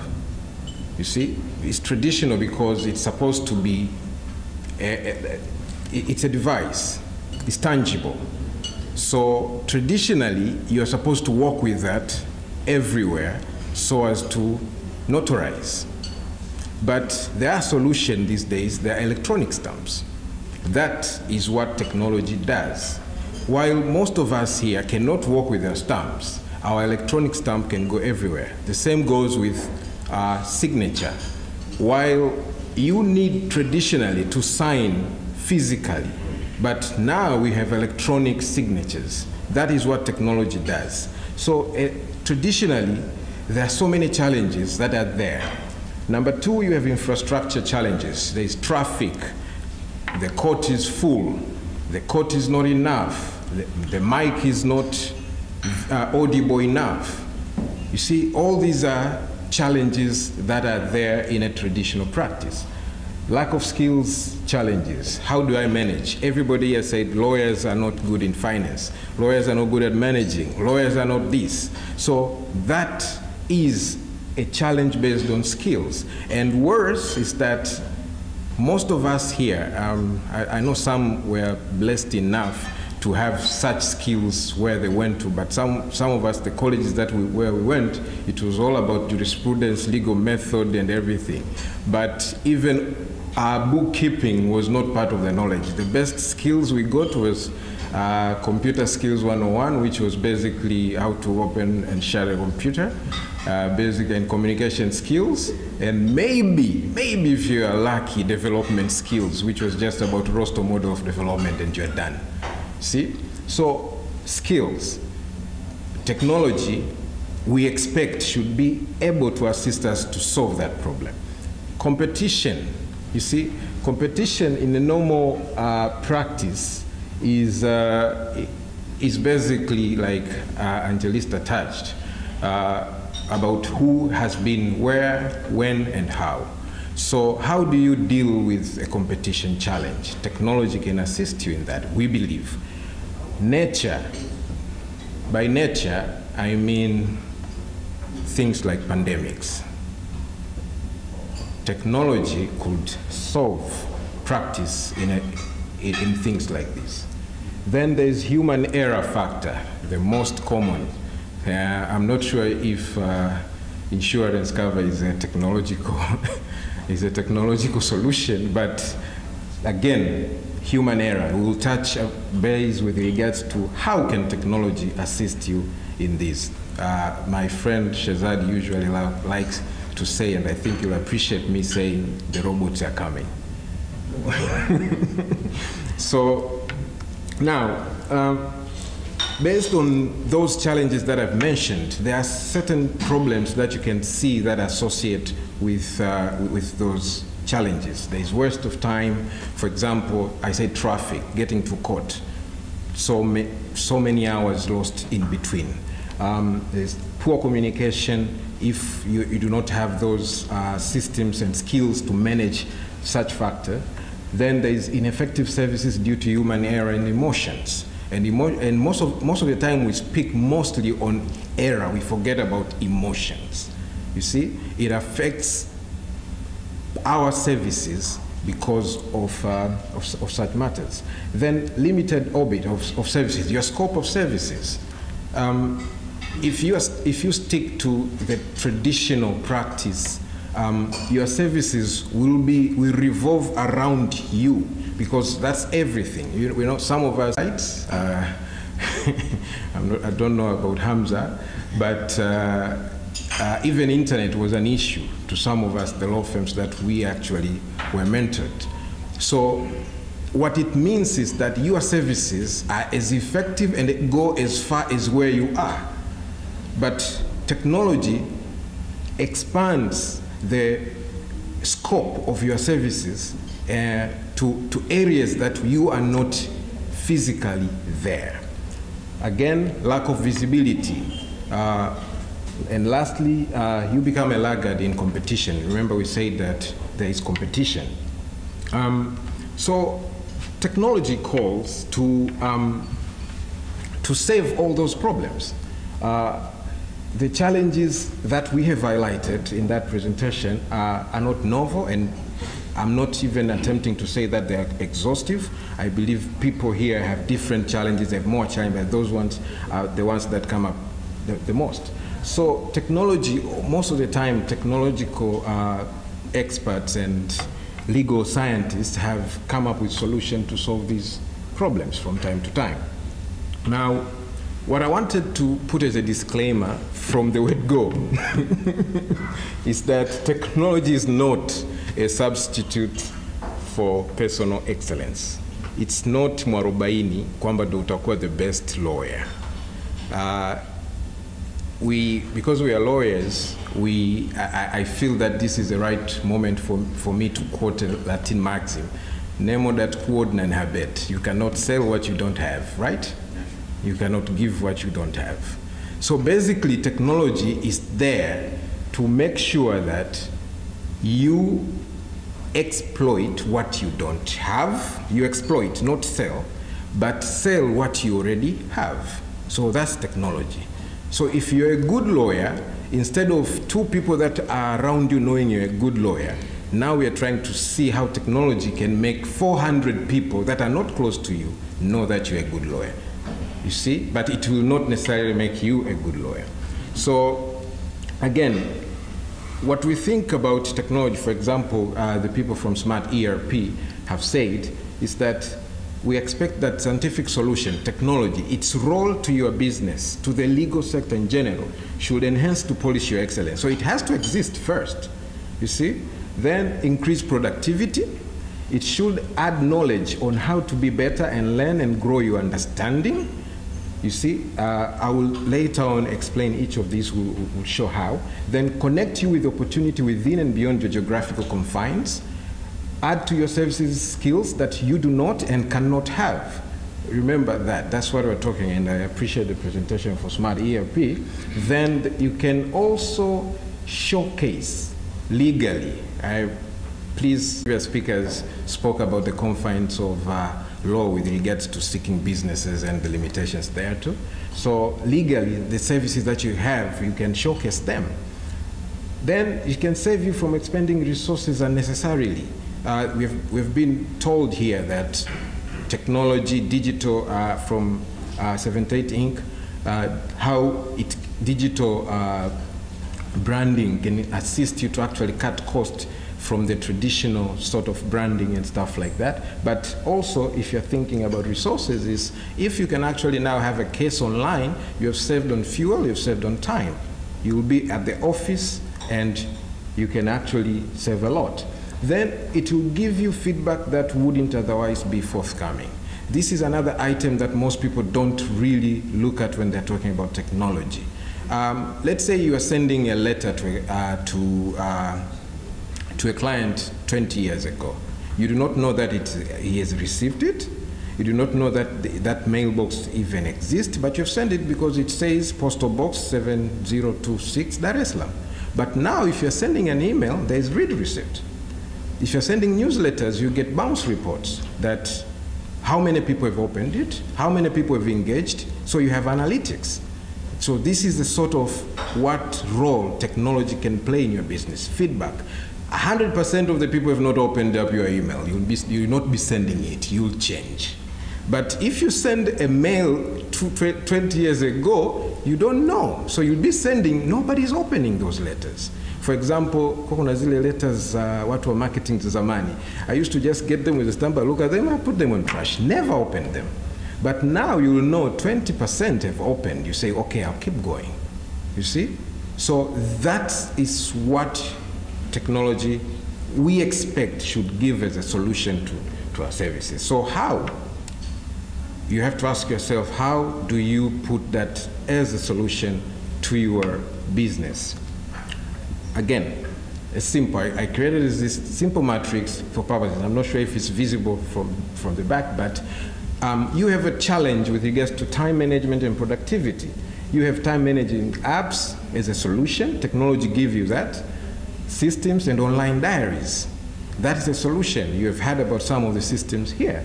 Infrastructural challenges, traffic, cost, time, storage. You have online utility systems. Here comes government, for example, portal. You have judiciary case management system now. Cases are being determined from everywhere. Judges now don't need to travel to zones to do sessions. They handle them from there. My background is litigation, but just see, sometimes I go into an associate's room and I find them and say, I'm in court. I'm like, okay, sorry. You see, it happens from everywhere. So you cut down on that. But with regards to this, you don't have a choice because the practice is changing. And that's why we said out of all those sectors within the legal sector, this sector is changing. So your practice has to change. Otherwise, your practice is shrinking. Because TRA now wants you to do e-filing. So if you are not doing e-filing, it means you are not compliant. It means that you will not be there. At the end of the day, registering a company now, you need an ORS system. So technology is already there. So it's just a choice whether you want to embrace it and grow with it, or not embrace it and be sidelined and have a very irrelevant practice. For example, if you don't embrace technology on the side of BRELA, it means you will not register companies. A whole business practice is going outside of you. Again, research portals, Academia Edu, LinkedIn, you read. That's where it's important to your technology. Tanzania'S, all cases, precedents are put there. You see, geographical practice challenges. The fact that you cannot be somewhere or everywhere at the same time, but technology now assists. In a manner of speaking, in a day, you can meet people in China, start meeting people in the US, meet people from South Africa. All of them expanding your services. So if you are reluctant to invest in meeting apps, and you can just download them. You see clients who say, go to meetings. Another client comes to say, we want Google Teams. Another client says, Google Meetings. Another client says, Microsoft Teams. Another client says, we want Skype for Business. Another one, I don't know. But at what cost would you miss on work because you are reluctant to embrace technology? So again, all these are available in your devices, in your phones, and they will accentuate your practice to make sure that you can actually compete. Skills deficiencies, management. I'm not saying we need to be accountants, we need to be whatever, tax persons, we need to be managers, HRs, etc. However, the beautiful part of this is that before me, we had people from ITL, and you had them. There's technology to assist you to manage ERPs. ERP stands for Enterprise Resource Planning. So it basically assists you to manage systems within you. You don't have to do everything. The thing about it, we heard Ambassador Maja earlier speaking about having a focal point to communicate with to everybody. If you don't invest in this, it means that when someone wants a document and you're a firm of 20 people, 19 people will be scrambling to get a document. But when you have systems like this, it means that anyone from anywhere can access this document, regardless whether the maker of that document or the owner of that process is not there. But apart from it, things like review, drafting becomes easy because everybody can engage and get connected with the process. You can track changes and everybody follows. You can communicate as a firm without it, and especially beating the challenge regarding nature. Last year, this year, we are still suffering and fighting the pandemic. Systems like this will assist you to actually communicate and in own words communally, regardless of where you are. So again, you have visibility and networking, online platforms, websites, social media, and other software. Let's speak about LinkedIn, Twitter, Facebook. They've been spoken about. I will not say so much, but Angelista and Ashik spoke about how to use them to better your practice. We have spoken about feedback. I want to go there a little bit. We have analytics. It speaks to you. How many people have read your article? How many people have engaged with it? How these people are from where? Are they your targeted audience or not? Even most people don't. They just post and they go. But be somewhere around there on those links. Just try and see engagement levels. And if they are low, you will definitely know that perhaps what you are targeting is not being, you are not getting it. So maybe change strategy. I'll speak a little bit about LinkedIn. Amne has said she's getting work from LinkedIn. There is one group that, I mean, not one group. There are so many groups. The good thing we have Madeline here, and she's a maverick when it comes to arbitration. There is one group has 49,000 arbitrators worldwide. It's, I mean Arbitration International something, AIC I believe. 49,000 arbitrators. It has even the chairs of ICC, arbitrators from American Arbitration Association, arbitrators from China. And when there's an arbitration issue, for example, when there was a dispute about the South China Sea, these arbitrators, top notch in the world, are discussing there the best knowledge. So you just have to have bando, internet bando, and just be there and get the knowledge. So if you don't embrace it, it means things are passing you by. As simple as that. So again, these are the things. So these are other solutions that are there, natural events, pandemics. You have meeting apps and online utility systems that we had. Human error and productivity. You have system, contract, and apps that actually can do contract, I mean, systems that do contract review and proposals. You have review and feedback. I've spoken about analytics and targeted. Then space issues and storage wars. Space issues and storage wars. You have, right now, if your firm has not embraced technology, it means you have to store things physically. You have to have a storage room. You have to have a librarian, a storekeeper, which is fine, no problem. Maybe we are boosting employment for the people. Nonetheless, it's not sustainable. If there is fire, there's an issue. If you have traveled, there's an issue. You see? So systems like what we have had will assist you to have access to these documents from anywhere.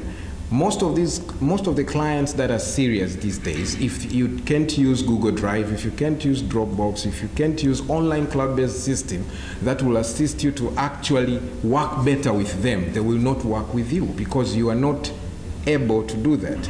Now, apart from getting clients, it assists your practice to be sustainable, you see, and safe. Ofisi kijaa maji tu, everything that you have worked for 20 years is gone. But if you have systems like these that we've been talking about, these are the role of technology in the legal sector. It will assist you to structure your better, introduce you to new clientele and fields of practice, can connect you. Again, I think I got a present here today because of technology. It's a living proof that actually it works, because to say the truth, I did not know. I was busy trying to communicate to the consumer that is part of my legal sector because I want to give back to the community.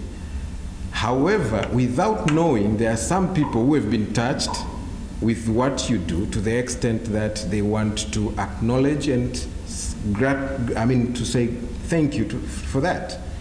That is the role of what technology can do. It reaches people that you do not know that you're actually reaching. The room that led to that present we have had so many visitors coming in.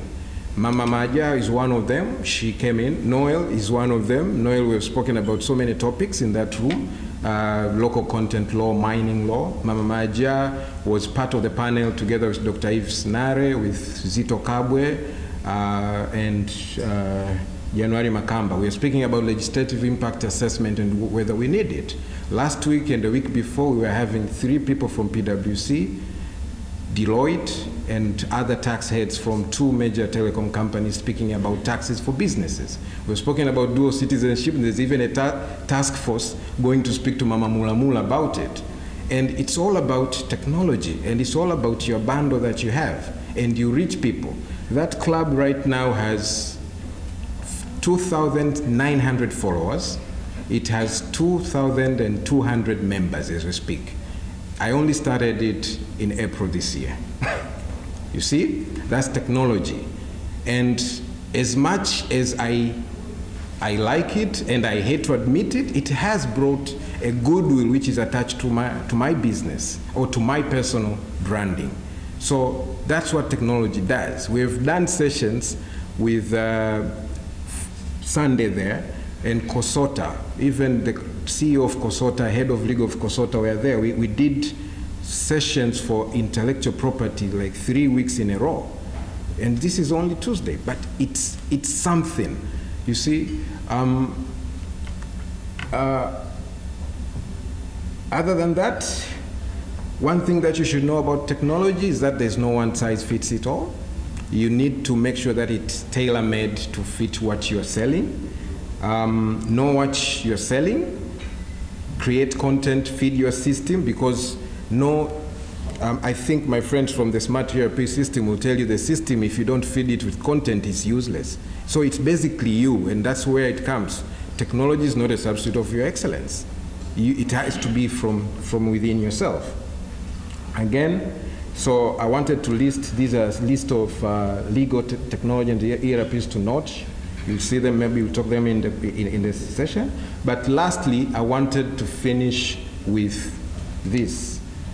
So lawyers, we love final written submission. I had to cancel that because most of us do that. So final remarks.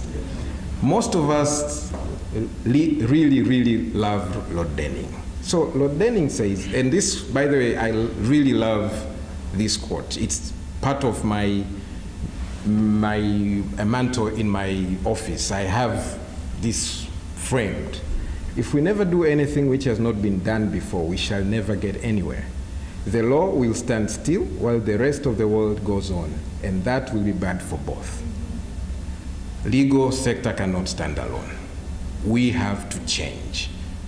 We have to change to embrace what's changing. If we don't, we will definitely be left behind. And if lawyers are left behind, I do not know how that world will survive without lawyers. You see, Winston Churchill says to change is to improve, but to change often is to be perfect. Let's change and be perfect with the system that we are. Thank you, guys. Thank you very much, Terry. Terry, if you don't mind joining us on the panel now. And I will now invite the panelists. The first one I will invite is Mr. Tanvir Ike, who is an innovator and internet entrepreneur. He's the co-founder, CEO, CTO at ITL, investor and a product architect for smart policy and smart ERP, cloud platforms that are widely used in Tanzania and other African markets. He holds a master's degree in business administration and information technology and is a certified project manager, professional from PMI Institute USA. His experience in information technology encompasses more than 25 years of experience, serving various IT consulting, IT project management, and top management positions in Asia, Middle East, and Africa. He is driven by his passion in digitalization and business transformation using technology. He has contributed into various insurance and technology forums and presented in various insure tech platforms in the region. Please welcome Mr. Tanvir. That's an astonishing profile. And our next panelist, as you can see, I don't even need to read from her phone. She is one of the first people that I got really inspired from when it came to technology and law. She founded and is CEO of a company called iResolve, where she took arbitration online, and also runs a law firm called Resolution Experts, and appears in courtrooms, running around at the same time running her online platforms, managing arbitrations. God knows how she does it, and she's always online doing some session or the other. And that is my very good friend, Madeline Kimane. I actually also want to acknowledge Sunday from ABC Attorneys. I really admire their progress in technology, and I know they actually have an app for their law firm. That's always been my dream, to be the first law firm to have an app, and then they stole it from me. So Sunday, thank you for making it happen and leading by example. All right, this is a very interesting topic, and we in Tanzania, although are catching up, but I believe with experts like Carrie, Tanvir, Madeline, with people like Sunday leading the way, I'm sure we will catch up and we'll get there. So, to the panelists, I have a question for you. Will technology make the legal sector redundant? Or in other words, what is your opinion on all these artificial intelligence softwares doing legal works like contract drafting, legal opinions, etc.? So what is the chance that at some point the sector will probably perish or not be as relevant as it is today? And because Carrie has spoken a lot, I'm going to give him a break. So I'll start with Madeline.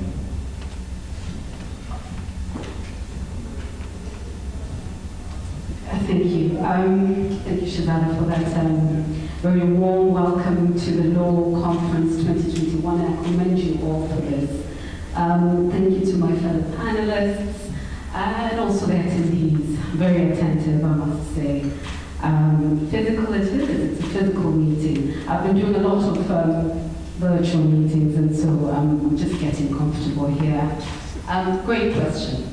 The fear, usually, when you speak of technology, especially in the legal sector, is exactly what our presenter had put out in terms of there should not be personal experience. Whether be it a virtual hearing, remotely done, that personal excellence is still very much so of great importance. Why do I say that? Our job as lawyers will still remain as it is. What we will need to do is embrace technology, as clearly put out by our presenter. Embracing technology. I was on a hearing today morning, it was an arbitration, and we had very senior counsels present, representing both parties on the claimant side and the respondent side. However, due to the tech-savvy levels or capacity or competence in terms of using technology, that diminished cases on both sides. Why do I say that? Counsels were unable to use the e-discovery system. Counsels were unable to use the Zoom conference system. Counsels were unable to use the e-documentation system that was paid for by the parties. The real-time transcripts. Remember, these are the developments in arbitration and hearings generally. In terms of litigation, we are moving towards the e-technology in terms of virtual court systems that we've already seen roll out and catalyzed by the pandemic. And so, replacing humans, never. My response to that would be humans would just have to be ready to embrace the technology. We have to prepare ourselves to be able to use the technologies that are coming in front in order to represent our parties to the best of our capabilities in the sense of excellence. As I was moving on in terms of the robotics never replacing the human, although I am a fan of robotics, I find that they will just improve the process for us. They will not substitute the human, but improve the process in terms of efficiency, cost-wise, and time-wise. I think that would be all for now. Sure. Tanvir, I know you're not a lawyer by profession, but you're into technology quite a lot. And there's always this worry that, you know, there are a lot of softwares coming in and drafting contracts, doing due diligences in a speed that humans cannot, which is affecting, of course, which may affect or is already affecting the jobs of a lot of legal assistants and junior lawyers as well, who are being replaced because somebody can say, I can use a software and get the same job done more efficiently in time than 2-3 junior lawyers. Why do I need to hire them? So what is, in your opinion, that is maybe improving the legal sector? Yeah, so Shazad, thanks for this question. And before I would answer this question, I would like to thank you, for putting up this event, inviting us, and also inviting your own competition. It's a great, big heart to do that. And discussing, the challenges that the industry has in your industry. Also showcasing what you're doing as studying. So it's a brave heart. I congratulate you. So in terms of whether AI would, overtake humans, I would say in late 70s, computers were coming into mainstream businesses. They had a similar kind of a challenge where, people were thinking computers will take over jobs. But on the contrary, what happened? You see, we had first generation billionaires. It pushed the world economy, right? And it changed the way we do things, right?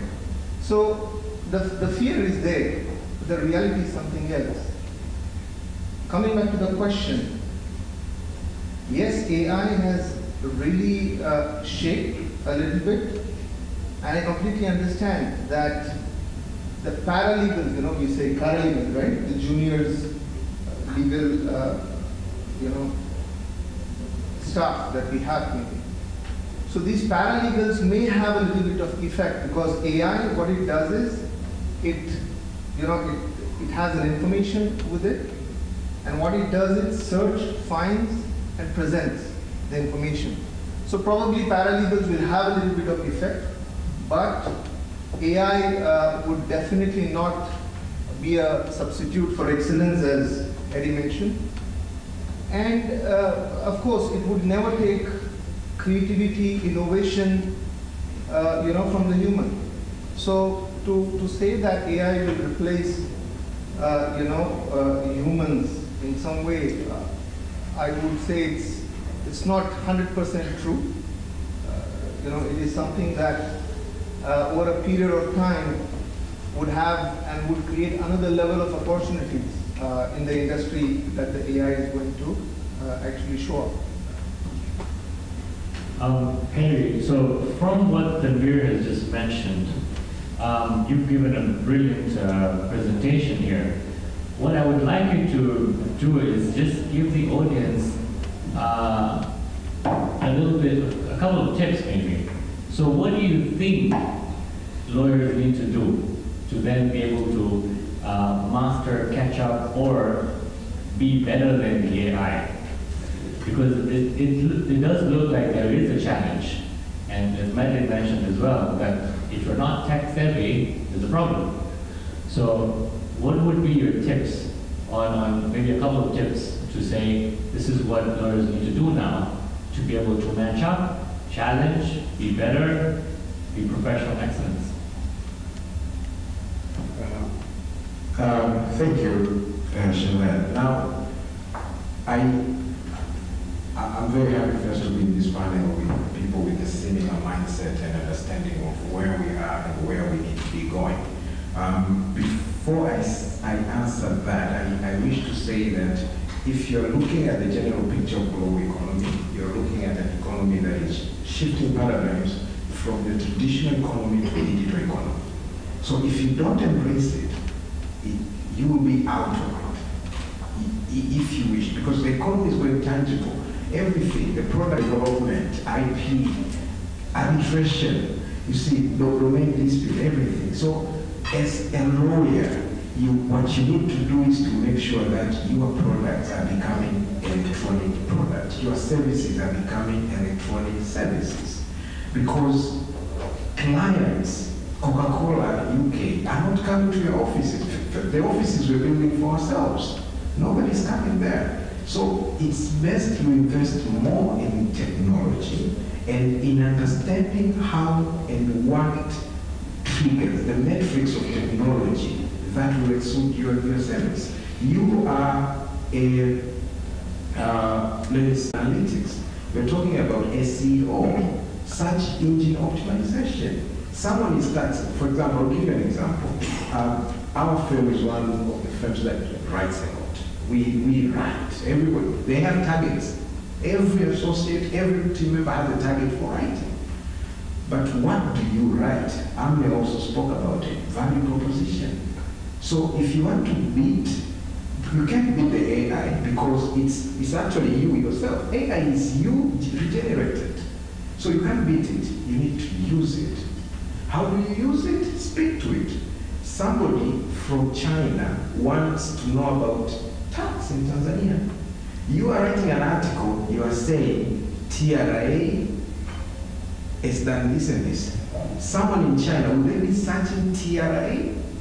No, they'll be searching taxation in Tanzania. Value added tax in Tanzania, speak to them. So you can't beat it, be with it. Let the system take care of you.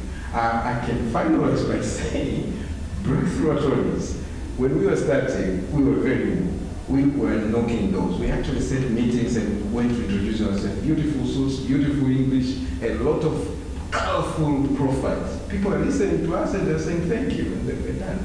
No work. Thank you, and you're done. And they're like, what? But they were so happy, they were so charming. They gave her tea. Nothing happened. Then went back and said, okay, let us speak to them, the website. A year, 2 years later, we are being told we will be floating a tender. We know nobody inside. Our voodoo technology spoke for us. So if you are scared about technology, some of us are embracing it and it's working. Madeline is a living testimony. Amne, there's some tools that she puts online and people go for that. Thank you. Sure. I just wanted to add to the very good advice that Harry has provided. I have my notes down, so I just looked at something that maybe I should share, since we're in a sharing mood. For one to gain skills, to fully utilize and take advantage of AI, because we're not competing with AI as clearly put forward. Those are algorithms, those are automated deep analyses, or it's all automated and we cannot compete with it. So what I wanted to say is for councils, or I'm speaking to my fellow advocates, learned brothers, in terms of for those who do a lot more advocacy, is to prepare themselves in advance. What we put, for example, when I was put in a committee to draft the Africa Arbitration Academy protocol on virtual hearings, one of the things that we thought of was that there has to be a test run. The second thing we thought of was, is the network going to be sufficient, especially on the African continent? Because we're doing a virtual protocol looking at the supporting councils on the African continent. Are there going to be network issues? How are they going to use, how are they going to solve the network issues? Should we then include maybe in the protocol something to do with a backup plan, a contingency plan? So when you're having that conversation with your client, getting his buy-in in terms of actually XOXO, your hearing would be virtual. At the first instance, I'm sure your client will be, no, I need it to be physical, because either the client is one of those generations where they're not comfortable, and so you'd have to get his buy-in. So that's where your convincing self would have to tell him that you are capable, you do have the capacity to conduct that hearing on a virtual platform. So there's that skill that is required, convincing your client. Secondly, in terms of, I wanted to touch on the fact that we do have those e-filing regulations. Read them, understand them, in terms of maybe providing your services through the e-filing system. And then through the virtual court, I think there's a protocol of some sort. I have not come across it, but have a go and read it. Familiarize yourself with the process. Familiarize yourself with that virtual court system. And that's why they always call us for a test run, isn't it? Prior to you conducting the hearing. And so I just wanted to add on to those two things. The fact of your client, ensuring that they understand the technology, because you do not want it to be an unfair trial where you've got a witness that was not really tech savvy and then you've got him in front of the screen putting forward his testimony via a channel that he's not comfortable with. So that's really where we need to set our mindsets too. Not only the technology, but also preparation is key. We're going to add something. Yeah, I just wanted to add that, look, with AI, again, you don't have to get worried about, because as Madam mentioned, that you see, it is something that you put in, that is what the system gives you. Right? Use it to your best interest, yeah? Increase your productivity with it, so that, you are serving your customer well. So I believe there is no way that AI would take your positions and they're going to go in the hearing room and contest on behalf of you. That's never going to happen. So what I'm hearing is embrace technology, embrace the new wave, what is the fourth industrial revolution wave. My question is now for the lawyers in the room and those who are obviously listening online. Do you have any suggestions on what softwares lawyers in Tanzania can use to better their services? I know we have SmartPay that we had a very good introduction to. But apart from SmartPay, perhaps Perry, Madeline, any softwares you've come across, Tanzania as well. I know you're always improvising and innovating something. So maybe we'll start with Carrie. Any suggestions for the lawyers in the room and those who are listening online on suggestions of softwares or any tools that they can use? Thank you. I'll start off with the meeting softwares that I mentioned in my presentation. You have Zoom, you have Google, you have GoToMeeting, you have Google Teams, Microsoft Teams, Google Meetings. There's what are those? Skype for businesses, etc. And then when it comes to ERPs, there's so many. ERPs are the ones like Smart ERP that are variant. The team from nonetheless, there are other cloud-based systems that are based on what is called either purchase full or like subscription-based softwares. You have Clio, you have Basecamp. Now, some of these, what you need to know is that you just have to look at the components of each system to fit your own purposes. Like I said, there's no one size fits all. Fits all. You need to look at what you need and see. For example, we use Basecamp, which is very basic. But the problem with Basecamp, it doesn't have billing. You see? So you need to see how do you complement that using another system or what you need. So from the outset, I'll say that. You see, I'm a great fan of digitalization, yeah? And the way I see since morning, I've seen, there's a lot of discussion happening. So the way what I understand that, lawyers in the room that I see, I mean, they should embark upon the journey of digitalization. So how do you embark upon this journey? Is to first digitize yourself. What I mean is, when I say digitization means convert your papers into, electronic file. Have a document, I mean, basics. I mean, this is something basics that I would encourage before even pushing yourself to ERP. Go to this basic software of document management, a very basic one. Convert your files, manual files into electronic files. Let there be transcripts, so that when you prepare for your case or when you do your research, you actually do a query and the system gives you everything. That will sort of help you in your, your daily work. If you do this, then the second would be go on, ERP kind of a solution, which is now, streamlining your operations, your job management, your billing, your retainer reminders, when it comes to their billing, because you don't want to, stay behind on your revenue collections, you see. So these are the two things. First is, of course, digitizing your office, then digitalizing your office.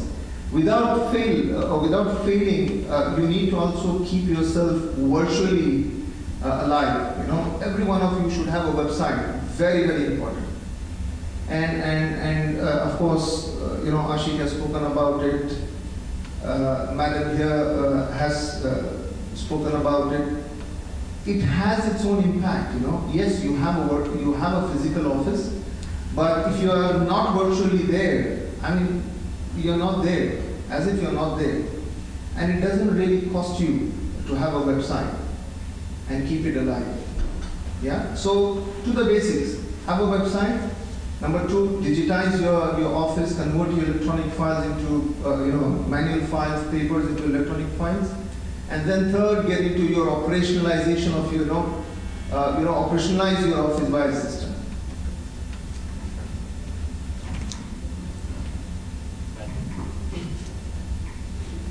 In terms of softwares or technologies that I think are crucial, I think it's, Harry spoke of storage, iClouds with cloud storage.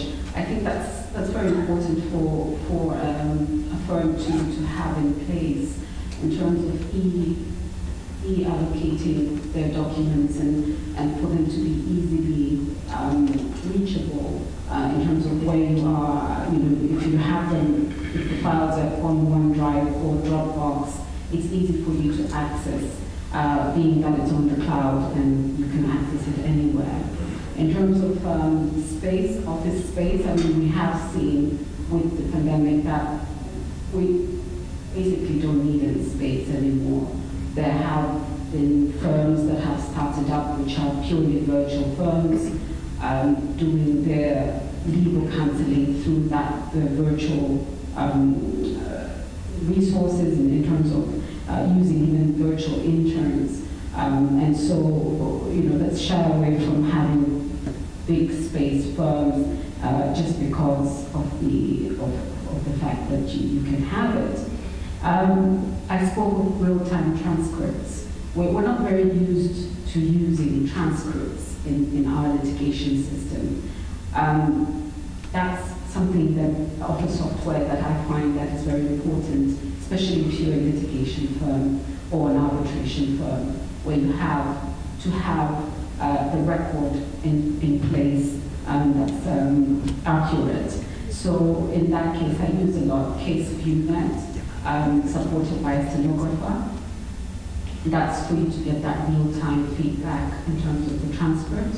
I use Epic for document exhibits, or at least document production during a particular hearing of some sort, if I'm doing that online. And that's of course, the cost is very high for some parties. So you may opt for maybe another option if Epic is too expensive. But there are other softwares where you would require in terms of Of course, we've spoken about the video conferencing. I have all of them because I have clients asking for Microsoft Teams. Oh, we're more secure on Microsoft Teams. And then I had arbitrations where the parties agree that we do not like Zoom because of Zoom bombing that happens.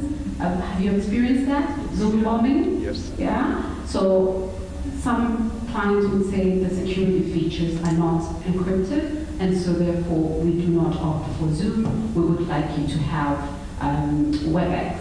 You know, so, for example, an ICSID arbitration would probably go on WebEx because of that encryption levels that they have on that particular platform. So I have all of them. I mean, if you look at my phone, even my daughter asks me, Mommy, what are these?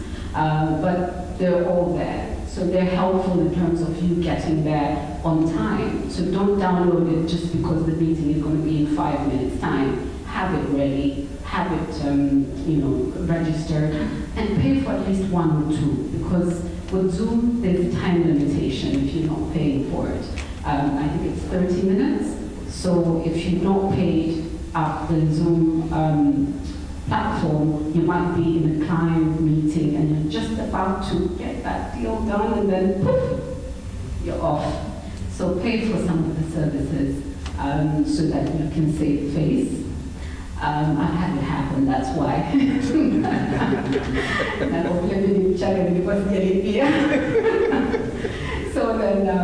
So I ended up paying. So I've got an annual subscription on Zoom, I've got an annual subscription on, I have Microsoft Teams because in my office, I use Microsoft as my suite, yeah, Microsoft 360 something. I was told that was the best, but hey, I don't know. Maybe there's something better. All right, so thank you, Madeleine. If I don't say this, my wife probably watching might be upset. So she works for Microsoft, and it's called Office 365, and it's the best. It means everything. These are not a good Friday night. Before I ask my question, I have a very interesting question to ask. But I would like to engage the audience if you have any questions at this point, before I ask my final question to the panel. Any questions from the audience? Okay, Sunday. I had a feeling you're going to ask a question. Sunday?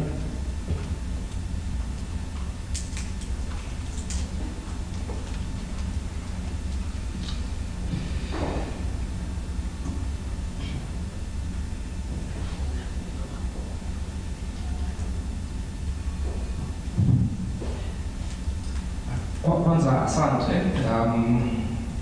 Shazada for the mobile app comment.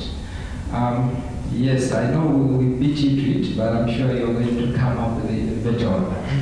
But I just wanted to do like 2 things. One, to comment on a question you posed was to the audience. I mean, I think that includes us as well. Apart from the mobile app, what we did in as far as softwares are concerned, what ITL have demonstrated today is actually a good thing. Here you spoke of Clio and others. Yes, they are very good softwares. Even, is it Kessel? It's a good one as well, for those who goes to court and whatnot.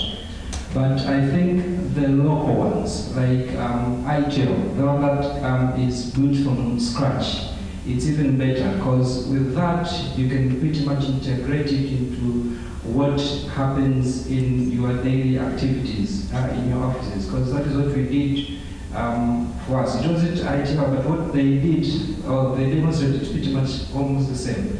And it has been working well for us. I will recommend for you guys, if you want to use the software, you should do that as well. For us, we even renamed it, we call it Intellic ABC. It's virtual, it's online. It helps us to do with, let's say, if we want to issue invoices. It's easier, we just issue an invoice, we create an account, and then a client can log in and they can see pictures. They get, first of all, they get a notification that there's an account that's been created automatically as the account issues an invoice. So they can log in, set on their own passwords, and then after that, they get to see the invoice. And then what we did as of, that was like 3 years back, and then this year what we did during the pandemic, we thought it best to go even further, because it was hard for us. Most we do ID, we do trademarks and all that. So in China, I don't know, there was a lockdown, I don't know, so it best if we do online payment. So we did a part of our website at the top whereby you can pay using a Visa card. So that was easy for us. We integrated with the local company here, so that it goes straight and goes to our account. All we have to do is acknowledge that the payment has been done, and then they do the same from their end, it goes to our account. So there was that. So we have tried as much as we could to embrace technology on Instagram and whatnot. So I would recommend for you guys, if you want to use the software, it's better if it's local. You get to go see ITL and see how they can best match your practice, your accounting as well. And now they said a very good feature where we can even do, I think it was invoicing where you link the TRA. I think it's a very good thing. It will work very well. So having said that, I think I've answered in as far as what you asked, as if we are embracing technology and whatnot. Then my question was based on what Management also had said. At the end, she was talking about virtual. There are some firms that have been virtual. So I wanted to pose that question to the panelists, maybe to even Madeline. Do you think it's possible that at some point in time, let's say within a year or two, even 10, that you could actually have a completely virtual offer? I'm not talking about replacement, but you can have lawyers, like 5 lawyers in the office. Like for us, we can get an instruction, let's say from the UK, they'll send an instruction for a trademark. It's online, it's virtual. They can do it on our website, and once they do that, then we get the instruction, we file it with Payroll, with the payments, everything is done online. We send them the certificate online, and then they have to send it via post. So, based on that, and based on your experience, do you see that happening, that we have a completely virtual offer in the near future? Thank you. Not in the near future, Sunday. We do have virtual firms currently running, and I would say and testify that we mostly do virtually render our services at this point in time. I'm sure Stanley can confess to this. Because when you say virtual, it's either through email, and I have consulted and end-to-end a particular client on a virtual platform, meaning using electronic communications. So it's not impossible. It is very much so possible, and the revolution that we're speaking about now is no longer a revolution, but we have come to terms with the fact that we are in a technological, fourth revolution in terms of our businesses. We did hear, I think from the speeches of the Honorable President Samir, of the fact that we are also going to be somehow looking into cryptocurrencies, and then that will bring light to us, infrastructure to be put in place. We're already witnessing our clients entering into fintech startups, and we're supporting those clients. And those fintech startups do not want a hard traditional law firm. They want a person that knows how to work on a B2B level. Adding on to that, this is just coming off my head and flying off. The fact that we, as law firms, would need to look back to our business plans and back to our strategic goals and include technology as part of our strategic goals, because without having that strategic goal within your law firm business plan, you'd be falling back, and you'd be a laggard as per the presentation. And so have it in your policies or your business plan, then trickle down effect, having a policy in place. Why I say a policy in place, that policy would allow your legal officers, your paralegal, or yourself to work from anywhere. So you could have a policy that would give space or give that automation process, to take effect. And so only your policies would be able to guide you there. But if you let go and say, okay, we're free to do it, free to do it virtually anywhere without a policy, then you might suffer damages at the end of the day. So have a policy, make sure you look at the data protection aspect, because we are a service of confidence, privileged information, and so that data protection is of most importance. You could have your lawyers work from home, yes, virtually, remotely. However, how protected is your data? How protected is it from him working at home with internet that is not secured? You see? So those are the challenges we need to think about. It's not the fact that whether we can go virtual or not. We need to think about the challenges. How do we implement it and take care of all these issues that could fall out, and then you'd be professionally liable for that. Yeah? Right. Thank you, Madam. I can see between Kerry and Tanvir there's no, they're answering the question. Yeah. So, Kerry, go ahead, and then Tanvir, you can give your brief comments. Thank you. I just wanted to add from where Madeline ended and say why we can have a virtual practice. To have a completely virtual practice under the auspices of running a business would be difficult for now. For example, on the regulatory requirement, you need to have a physical presence. That's what we have currently. I do not see that going out anytime soon. And apart from that, there are regulatory and compliance issues which are also attaching to that. For example, NSSF want to know, they want to visit you and stuff like that. So a virtual practice completely in the sense of how do you sell your services? Yes, I totally agree, it can be done. In terms of running an office as an element of compliance and stuff, I think not yet. On the yes, but we have, for example, our firm, for example, the second maybe, or even the first biggest client that we have, for the past 6 years, we've met them only once. But they are our biggest client. Everything happens virtually. So it's possible. The only thing is that you become a part of it. Thank you. Tanvir, final? So basically, with this context, actually, this also gives us an opportunity to have sort of an online service presence, for legal advisory companies. So you can have an online so I'm going a little ahead of that. I mean, you have a virtual setup that you are supporting your clients virtually.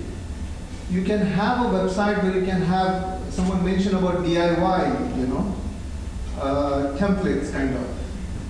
Thousands of templates you can put up on your website, and you can let your customers to, subscribe at a small price and, serve.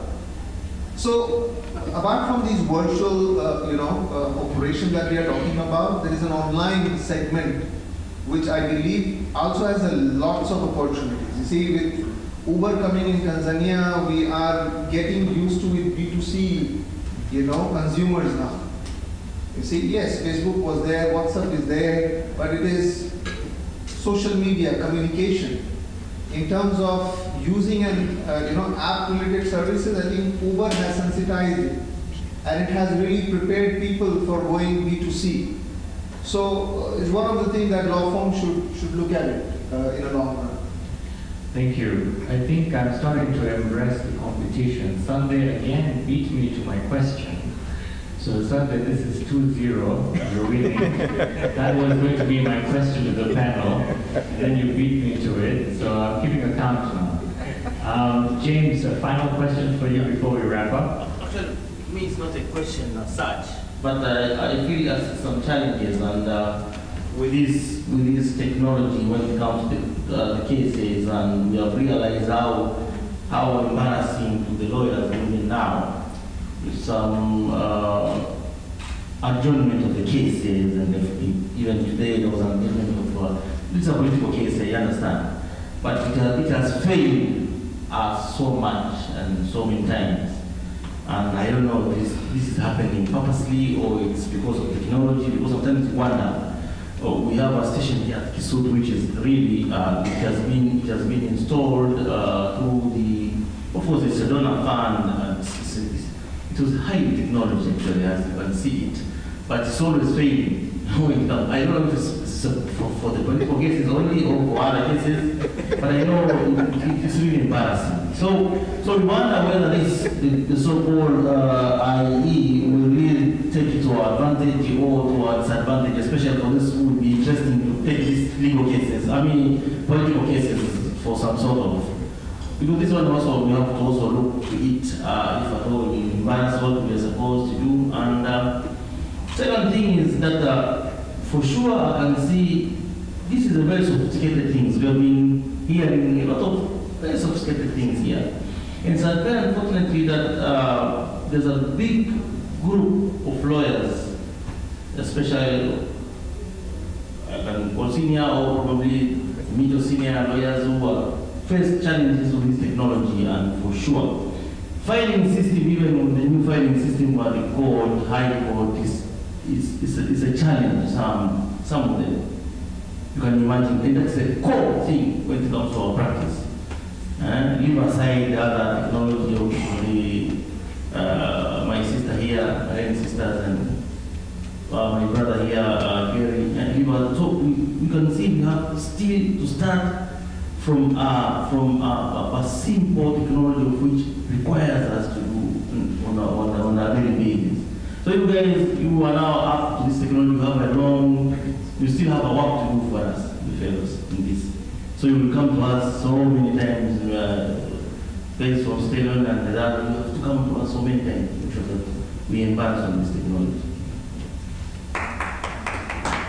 Thank you for your comments. I think the general idea is that we need to embrace technology in the legal sector. And okay, I was going to close this, but I can't say no to you. So Noel, go ahead. 2 minutes. 2 minutes. 2 minutes. I'll keep it very short. I guess there was a reason I refused to be a moderator in this session. Because first of all, there are lots of conflicts of interest when I looked at ITL's profiles, because I'm also in technology. So, well, Shazada and Sandy are competing to have an app for their lawyers. We're actually building a super app where each lawyer can actually use it. You can go online and look for my wakili. I know there's a corporate issue with a similar firm in Kenya with the same name, but luckily we've secured a trade service mark for the Tanzania market. So there is that, which is basically like a hailing system where if you need a notary public at the moment here, you can just go, just like you're searching for an Uber driver. You get a notary public here, it does your service, and off you go. We have smart contracts and everything else. We've been using this app for the past 3 years. Those who can testify, we've met with Brooke, and Julissa was here, we've met with Harry about this. Madeline knows all too well about it. TLS knows about it, but there is that resistance to technology that I don't know where it comes from. So when this pandemic hit, the first wave, we went to TLS with a solution on the online training. TLS said no to us. We thought rather that Zoom was not doing it for us. I tested it. I joined an online training on TLS by Zoom, and I was actually sitting at a restaurant enjoying my lunch. And after the training, case closed, I got my CA points, I paid my 60,000, and that's it. There isn't a check system that I've actually attended that training. So TLS was motivated purely by collecting the fees for somebody attending that online training. We have a solution in which we embody technology and security feature that takes pictures after every 10 or 15 minutes randomly to check whether you are actually online and active. And they never bought into it. So we say, okay, let us go and work on our technology and we'll come back to you when we're super. After all, we don't need you. So we said, why do we need TLS? Why do we need to customize this training for TLS? Well, there are engineers, there are accountants, there are other people, there are vocational trainers who might need to access this service to do their training. So currently we have COSI. You can go online and check it. It's called cosi.co.tz, where you actually upload your training and you can get paid for it. So we're looking for content developers, anybody who thinks that they have a training that they want to do, they commercialize, we agree, we charge you a fee for using that platform, and you actually use it, you take your money, we take our money, because we bring that technology. And as a result of that, we brushed out, because we thought, okay, there's a payment element here, we could actually do a fintech sort of thing. So we have another fintech product. Here you know all too well about it, because we went with a proposal to him as an investor. It is ready. So yeah, that's one thing I wanted to comment, that there is the natural resistance, but again, technology is not going to outlaw the lawyers, it's just going to improve our lives. It's actually going to bring in more business, because you can work virtually, you can work remotely. That's all I wanted to comment. And one thing to that, just to finish off, we did a very good study in Tanzania with regards to app. Scalability of an app is a challenge, because people already have a lot of apps in their phones. They don't want to invest or download another app. So we went a step further, where we use the solution to all the products that we're doing. If you go on your mobile phone, if you're using Vodafone, Airtel, or Tigo, you just press *149 *46 *2. You get all our services. Thank you. Thank you very much, John. I think this is a very interesting comment, or I think it is a message to TLS. Whereas we lawyers are talking about coping with technology, I think our body TLS needs to cope with technology as well. So they are embracing it. We have our Wakili TV, which is running online. It's an amazing initiative, and I know Simon and Salima, their team is doing a great job. But I think, yes, we need to embrace the young people like Noel and their ideas. And I think TLS was listening, or is listening, and we have James today, so he will relay the message back to TLS. TLS by themselves. Yes. So you can imagine how difficult it is. I was sitting in a committee. Okay, we're not going to have a discussion between TLS here. This is not a TLS platform. But Madeline, you wanted to say something, or Ashik? Okay. It's not a question. I just want to pose a challenge to you guys. I mean, we all spoke about technology, the challenges and whatnot, and I think the gentleman here, I don't remember the name, but spoke about how bad James, how bad our, I guess, online technology system is for everything related to law, whether you have to file something, whether it's about a case. I've been in the court many times. I've been a state witness as well, so I've got all that movie scene already flashing in my head. Interesting. But I remember there's files and files and files and files of paper. And a lot of time that is what causes you either delays, adjournments, someone says we don't have it, even though we have it. Whatever that may be the case. How about I give you guys a challenge today? There's about, what, 25, 30 law firms in this room. How about you appoint an ambassador from within yourself and make sure that you have this in your budget, because I know nothing like this is cheap, that every one of you will spend, let's say, 1% of your revenue towards this cause. And this one ambassador is mandated by the whole of your fraternity to go lobby, change the system, to make it more easy, to make it more electronic, more transparent out there, if it takes 2 years or 20 years. But that's something that you need to do, because you're only talking about technology on your side, adopting your side, virtual your side, online your side. But you forget, there is another stakeholder, what do you call it, judiciary? Sorry, I'm not a legal guy, so I'm trying, pardon my lack of charity. It could be judiciary, it could be the state. Our challenge of people not downloading apps and whatnot, because there is not enough incentives for people to use electronic media. I know TRA is going online and whatnot, but still, there is still enough issues that you have to do manually. So maybe you did your returns electronic, And then there's a new thing. Every month that you have to put in your withholding tax, that has to go there and get stamped. So we're already doing one thing electronic, but we're increasing 10 more manual. So who's looking at that challenge? And I know legal by far has a lot of these things, right? And it's, I don't envy you guys. I'm sure you have to go through a lot of papers, a lot of documents. Until you address that challenge, there will always be backlash, there will always be non-compliance, there will always be people not wanting to download these apps because there isn't enough incentive from the whole chain, start to finish. So I want to pose you guys as a challenge. Maybe at your next local, you can have something like this. Sure. Take this up as your vision, objective, maybe 2025. You have to get the state on it. Thank you, Ashik. Madeline, you still want to give your last comment? Okay, perfect. Okay. 20 seconds. Take 20 minutes. If, you know, since you've given me the mic. Anyways, I was just hearing everyone contribute to this topic. But you know, with regards to TLS, I think TLS also is a key stakeholder in this. And put forward by the last speaker there, an ambassador within the Law Society is important in order for us to see some sort of a road, or at least light at the end of the tunnel in terms of technology. But what I wanted to say was that we should also expect very soon there to be electronic stamps and notary. This is something that you know, I sit over as a chair of that particular committee, and so you know, the fraternity is taking technology up in a very, of course it is snail sort of like speed, but it is getting there.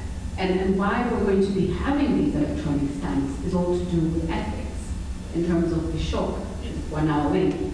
And so now the use of your stamp would be coded, or at least EQR coded. And so whenever that stamp is going to be used electronically, you would have a point, some sort of matching verification for that stamp and your notary stamp as well. So that's soon to come. Secondly, we've spoken about our judiciary. We will engage with our judiciary, and I'll talk to Shazad on how we can do it, and together we can explore how we can elect some ambassadors for us to be able to engage the judiciary. I think the judiciary is embracing technology to the best that they can. Why I say that is that we have e-filing system, although very challenging for the fraternity to adapt, and so probably they're giving us time first to learn how to navigate, and then they'll roll out the rest of the phases. But in terms of ethics would also be impacted by us going online. So we also need to look at how our profession will be affected in terms of ethics. Why I say this is exactly that. You'd go, the virtual court system would either not be working, or if it's working, you'd find counsels not ready for that platform and not ethically or in terms of etiquette, dressed for the part. Exactly. So the ethics will change. And so we also need to look at the ethics. And in our fraternity, ethics are paramount. I'll end there. All right, thank you, Madeline. I think this was, again, a very interesting topic, and I appreciate everybody was engaging. We are sadly now at the end. We're closing. And before we have our closing remarks from our partner Al-Karim, and we give out some certifications for you towards your participation, which was, again, amazing. We're very happy that the turnout was good as well. So we will once again invite James from the TLS to give out the certificates. See the respect we're giving TLS, eh? we better see some innovation going on. So if you could give out the certificates to the panelists. Start with Harry.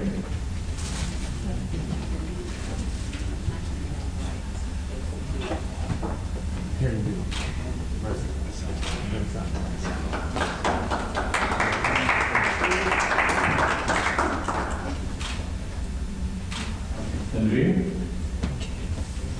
I know Tanvir, you're trying to be a gentleman. Yeah, I was loving her. These days, women are not allowed. They take it. They just take it. That's how the ladies are.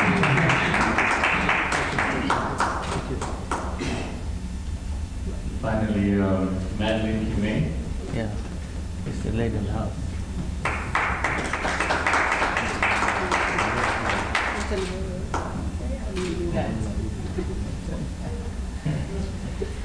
All right, thank you so much, James, for being here as well and representing the TLS very well. I'm quickly going to invite Albert Hashem, our partner at the Attorneys, to do the closing remarks and give out the certificates for participation. Thank you.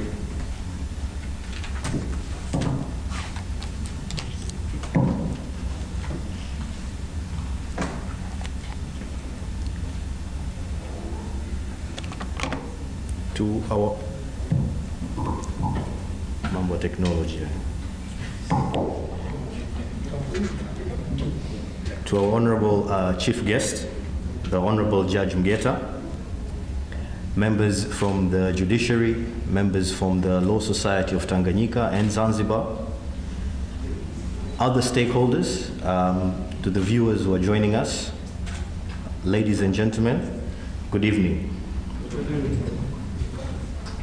The good part about technology is chief guest hayupo na sisi hapa, lakini inabidi umsalimie, anatuangalia.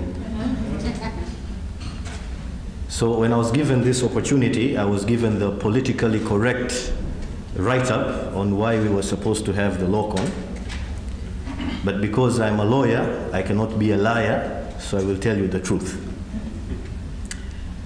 10 years ago, Shazad was kind enough to take me when I was still a young boy, and I had a lot of flowing hair, very silky, very nice.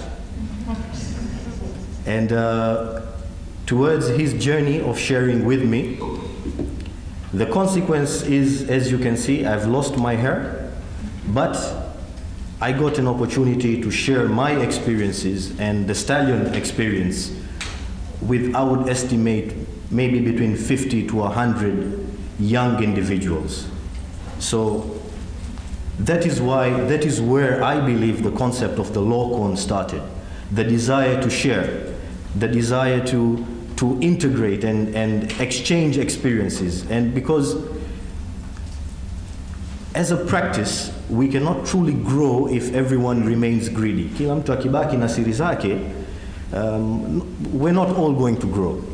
Yeah, but if we have a robust society, if we have robust practitioners that are reputable, not just in Tanzania, but I think Harry or somebody talked about,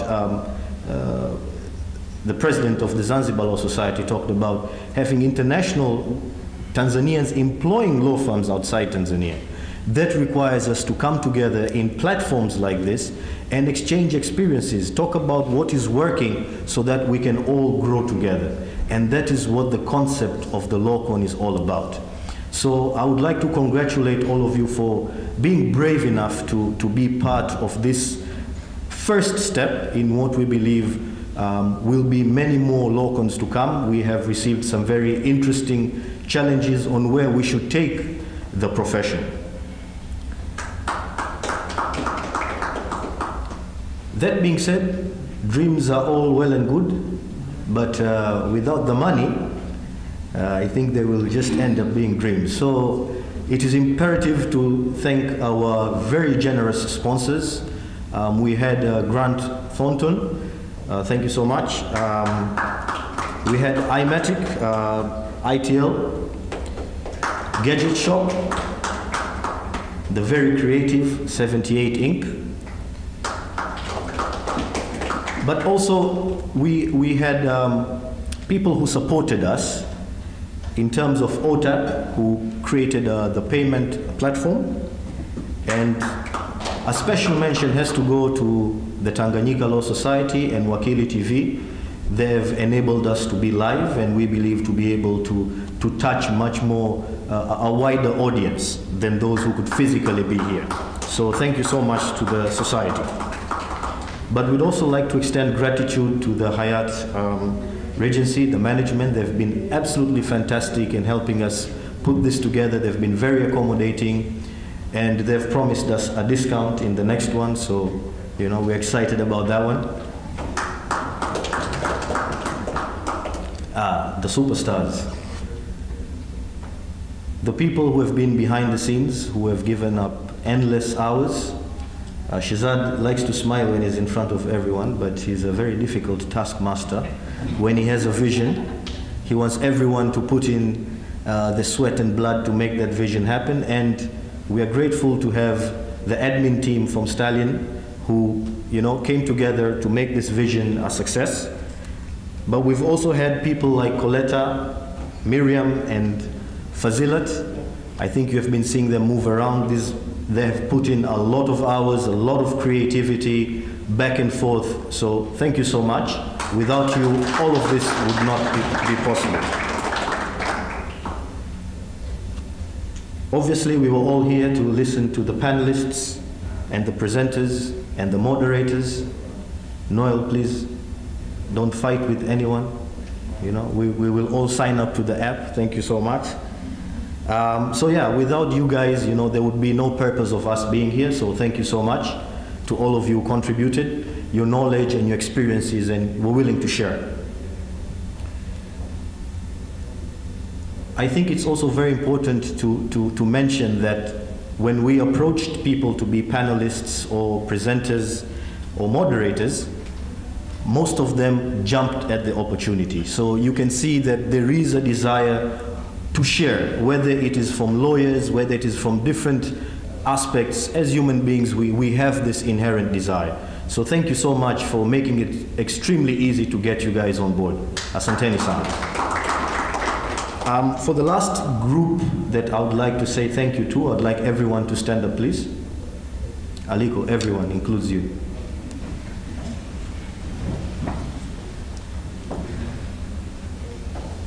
So this whole day will make zero sense if you guys were not courageous enough and believed in what we were trying to do and contributing and participating and sharing your experiences. So to each and one, all of you, please, a round of applause.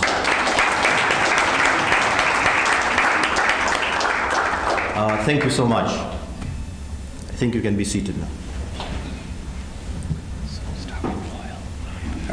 You're giving the certificates to everyone? And yes, the same will be a general picture, so everybody can take us on and stay here. So we're going to have a group photo for those who will wish to participate, but we felt like it was important to thank you with some certificates. We'll try and make the exercise as quick as possible. So Noel Shio.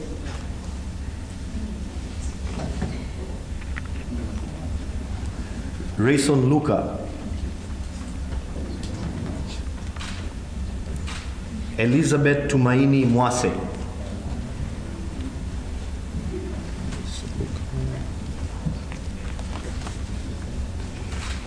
Irene Gunze.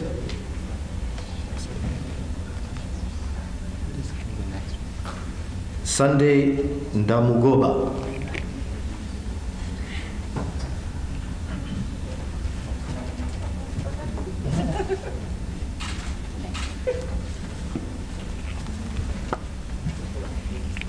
Sylvester Temo.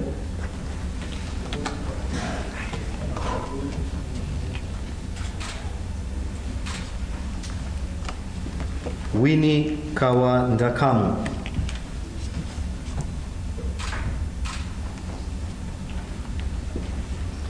Nancy Tarimo.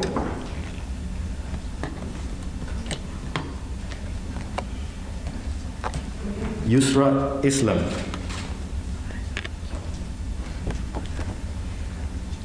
Stella Socios.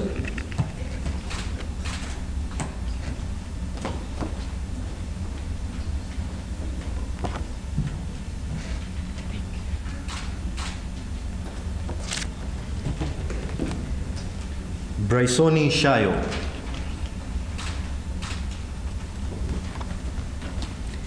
Yvonne Masai.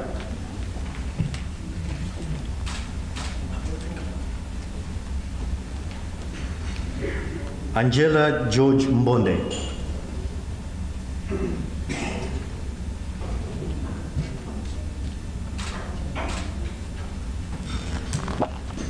Charles Matthias.